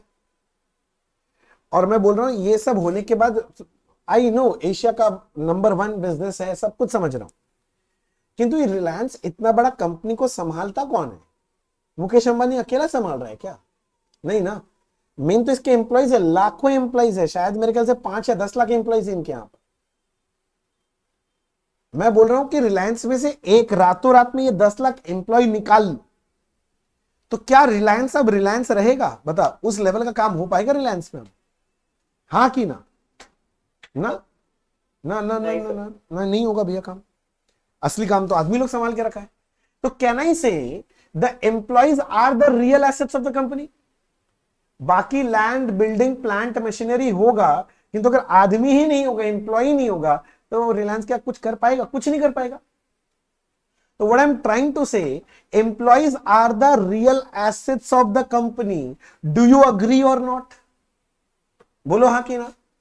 और अगर आप बोलते हैं employees are the real assets, assets को तो बैलेंस शीट में लिखते हैं ना, तो बैलेंस शीट में जाके क्या एम्प्लॉय का भी लिखा है क्या? राम बाबू 1 करोड़ का आदमी, श्याम बाबू 2 करोड़ का आदमी, हरि बाबू 15 करोड़ का आदमी लिखता है क्या? नहीं। क्यों? मनी मेजरमेंट कॉन्सेप्ट, क्योंकि मनी में मेजर नहीं कर सकते हम लोग ह्यूमन रिसोर्स को, क्योंकि मनी में मेजर नहीं कर सकते, इसलिए उसको बुक्स में नहीं दिखाते हैं, बैलेंस शीट में नहीं दिखाते। अरे बोलना, समझ आ रहा है मेरा बात? हाँ। तो मनी मेजरमेंट कॉन्सेप्ट क्या बोल रहा है, क्लियर हुआ? जो भी चीज मनी में मेजर हो सकता है उसको बुक्स में रिकॉर्ड करके दिखाएंगे, और जो भी चीज मनी में मेजर नहीं हो सकता है उसको हम रिकॉर्ड करके नहीं दिखाएंगे। क्लियर हो गया बात? तो मैं आपको 2 लाइन लिखा देता हूं, लिखो। Those transactions and those transaction and events which can be expressed in terms of money shall be recorded in the books. In other words,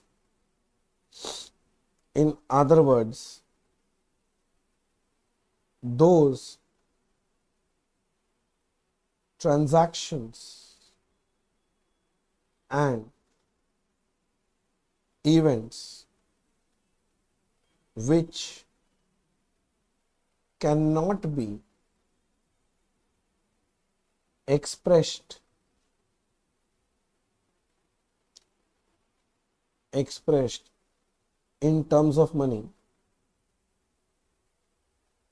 shall not be recorded in the books. देखो तो, लिखो लिखो लिखो। मेरे साथ यही रहेगा बच्चे कि मैं जो बोलूंगा मैं पूरा लिखाऊंगा। रीजन बहुत सिंपल है, नहीं तो क्या है कि मान ले मैं बोल बोल के चला गया और मैंने कुछ नोटिंग नहीं कराया, घर में रिवीजन कैसे करोगे? 2 घंटा का क्या पूरा लेक्चर याद रखना संभव है? हमको नहीं लगता।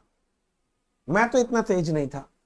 तुम हो सकता है कि लाइन बाय लाइन तुमको याद हो मैं जो बोल दूं, तो मुझे लगता है अगर मैं पूरा नोटिंग करा दूंगा ना तो घर में रिवीजन करने में बहुत आसानी होगा। और स्पेशली एग्जाम के पहले दिन भी जब रिवीजन करोगे ये सब लिखा हुआ रहेगा ना तो यू रिवीजन हो जाएगा 10-10 मिनट में सब। Those transactions and event which can be expressed in terms of money shall be recorded in the books. In other words, those transactions and events which cannot be expressed in terms of money shall not be recorded in the books. बोलो लिख लिया? आप एक चीज ध्यान दिए नहीं, मैं दिखाता हूं आपको। आप एक चीज ध्यान दिए नहीं, मैं ये जो फाइनेंशियल ट्रांजैक्शन का डेफिनेशन लिखाया था ना, कंडीशन 1 जो था वो बेसिकली सेपरेट एंटिटी कॉन्सेप्ट ही तो था। कंडीशन 2 क्या था जरा देखो तो भैया, it can be expressed in terms of money value. जैसे मैं बोल रहा हूं मनी वैल्यू में एक्सप्रेस होना चाहिए, मतलब मैं कौन से कॉन्सेप्ट की तरफ इशारा कर रहा हूं? Money measurement concept. मतलब सेपरेट एंटिटी कॉन्सेप्ट और मनी मेजरमेंट कॉन्सेप्ट बोला हूं 2 कंडीशन में। सोच के देखो, ये दोनों कंडीशन फुलफिल हो रहा है तब जाके फाइनेंशियल ट्रांजैक्शन बन रहा है। मेरा बात समझ रहा है? ये दोनों कॉन्सेप्ट अगर फुलफिल ही नहीं होगा तो वो फाइनेंशियल ट्रांजैक्शन ही नहीं बनेगा, और फाइनेंशियल ट्रांजैक्शन ही नहीं बनेगा तो वो रिकॉर्ड भी नहीं होगा बुक्स में।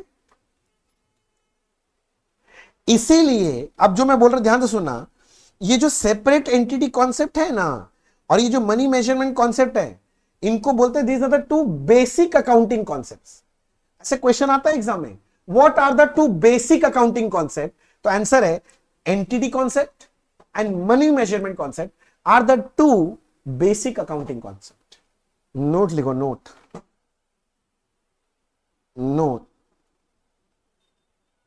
मनी measurement concept and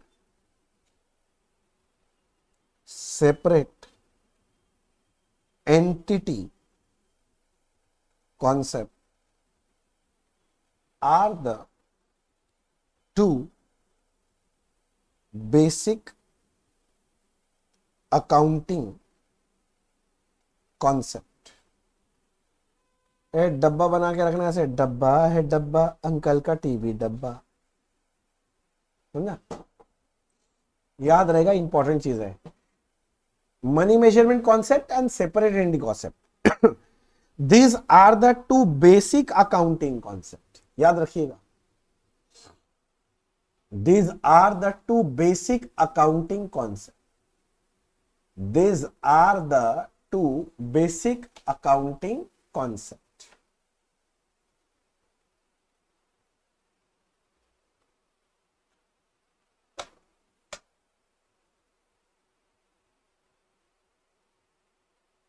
बोले यहां तक हुआ? एक और बता देता हूं, एक और, जब इतना हुआ तो एक और कॉन्सेप्ट बनता है, ये वाला तो सुना ही होगा, डुअल एस्पेक्ट कॉन्सेप्ट। चलो तुम लोग को जवाब देना है, डुअल एस्पेक्ट कॉन्सेप्ट ये सारा बच्चा लोग सुन के आता बचपन में, अगर थोड़ा भी अकाउंट्स किया तो डुअल एस्पेक्ट से सुना ही होगा। डुअल एस्पेक्ट क्या बोलता है?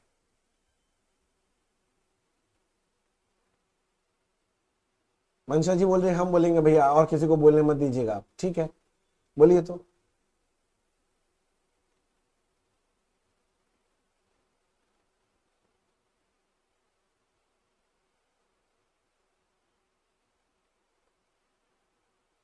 क्या प्रिंस तुम बोलना चाह रहा था ना? हाँ। अच्छा, डबल एंट्री सिस्टम, हाँ गुड। अब मेरा बात ध्यान सुनो।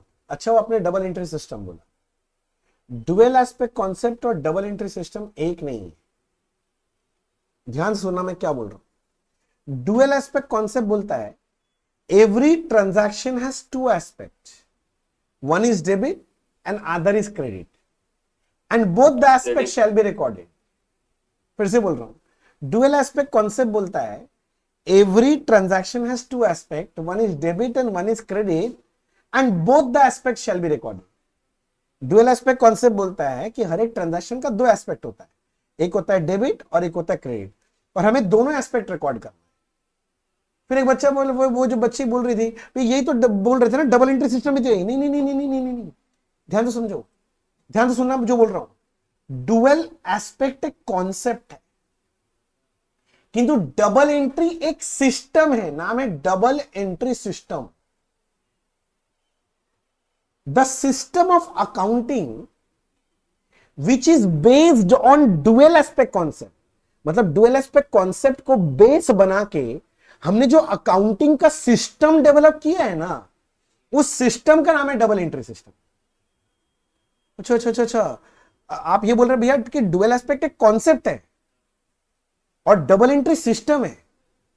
हम लोग जो डुअल एस्पेक्ट कॉन्सेप्ट को बेस बना के, डुअल एस्पेक्ट कॉन्सेप्ट को बेस बना के, डुअल एस्पेक्ट कॉन्सेप्ट को बेस बना के हमने जो अकाउंटिंग का सिस्टम डेवलप कर रखा है ना, उसको डबल एंट्री सिस्टम बोलते हैं। छोटा सा डिफरेंस है पर समझ में आ रहा है। अच्छा, डबल एंट्री सिस्टम कौन दिया था पता है? कौन सा आदमी? लूका पैसियोली, नाम सुना होगा शायद। लूका पैसियोली इन द ईयर 1494, कौन से साल में दिया था इन्होंने? 1494। ये एक मैथमेटिशियन था, एक इटली देश का, इटली का, इटली इटली इटली नहीं थे भाई, इच्छा हुई, ठीक है, समझ गया ना, इटाली देश का आदमी था। 1494 में इसने ये डबल एंट्री सिस्टम दिया था। और ये जो लूका पैसियोली, जो आदमी का नाम बोल रहा हूं ना, ये लूका पैसियोली, ठीक है ना, इसको हम लोग बोलते हैं फादर ऑफ अकाउंटिंग। समझ रहे हैं? मैं डबल एंट्री सिस्टम सबसे पहले इसने बात किया था, तो इसको फादर ऑफ अकाउंटिंग बोलते हैं। देख हम तो नहीं मानते, हम बताया पर्सनली मैं नहीं मानता। मेरे को लगता है कि डबल एंट्री सिस्टम जो है ना, इसका जो उद्गम है, मतलब जहां से स्टार्ट हुआ है, वो इंडिया से ही हुआ है। ये विदेशी लोग का काम नहीं है। मैं बताता हूं, अगर आप लोग कभी देखे होंगे, आपके घर में कोई बड़े बुजुर्ग है जो खाता पत्ता रखते हैं, बुक्स, देखना एक लाल रंग का बुक रखते होंगे, ऐसे मोटा, ऐसे कवर करके रस्सी से बांध के रखते होंगे, उसको बही खाता सिस्टम बोलते हैं। वहां पर डबल एंट्री सिस्टम फॉलो होता है। और ये सिस्टम हमारे यहाँ पर ये कई कई सालों से चल रहा है भाई। ये 1494 क्या, उससे पहले से चल रहा है हमारे यहाँ सिस्टम। पर ठीक है, एग्जाम में ये सब ज्ञानबाजी मत देना कि अभिमन्यु सर बोले थे वो नहीं मानते, फालतू बात मत कर कहना। एग्जाम में पूछेगा who is the father of accounting, तो क्या लिख के आओगे? लूका पैसियोली। कौन से ईयर में? 1494 में। कौन सा देश का आदमी था? इटली का आदमी था। उसने क्या दिया था? डबल एंट्री सिस्टम के बारे में बताया था। ठीक है, चलो मैं लिखवा देता हूं। डुअल एस्पेक्ट कॉन्सेप्ट किसको बोलते हैं? तो लिखो, every transaction has two aspects. One is debit and other is credit. And both the aspect shall be recorded. both the aspects shall be recorded. ये ड्यूअल एस्पेक्ट कॉन्सेप्ट है.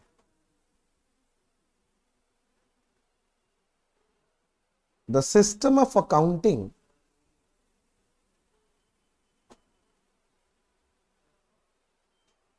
which is based on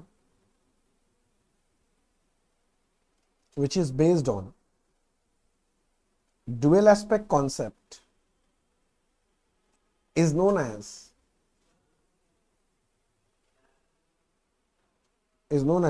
double entry system. Double entry system.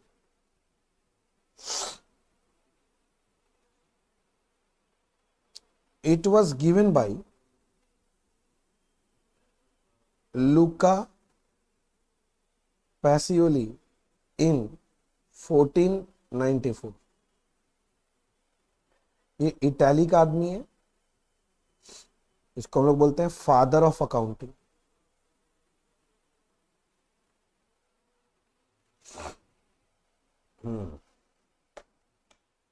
देखो जी,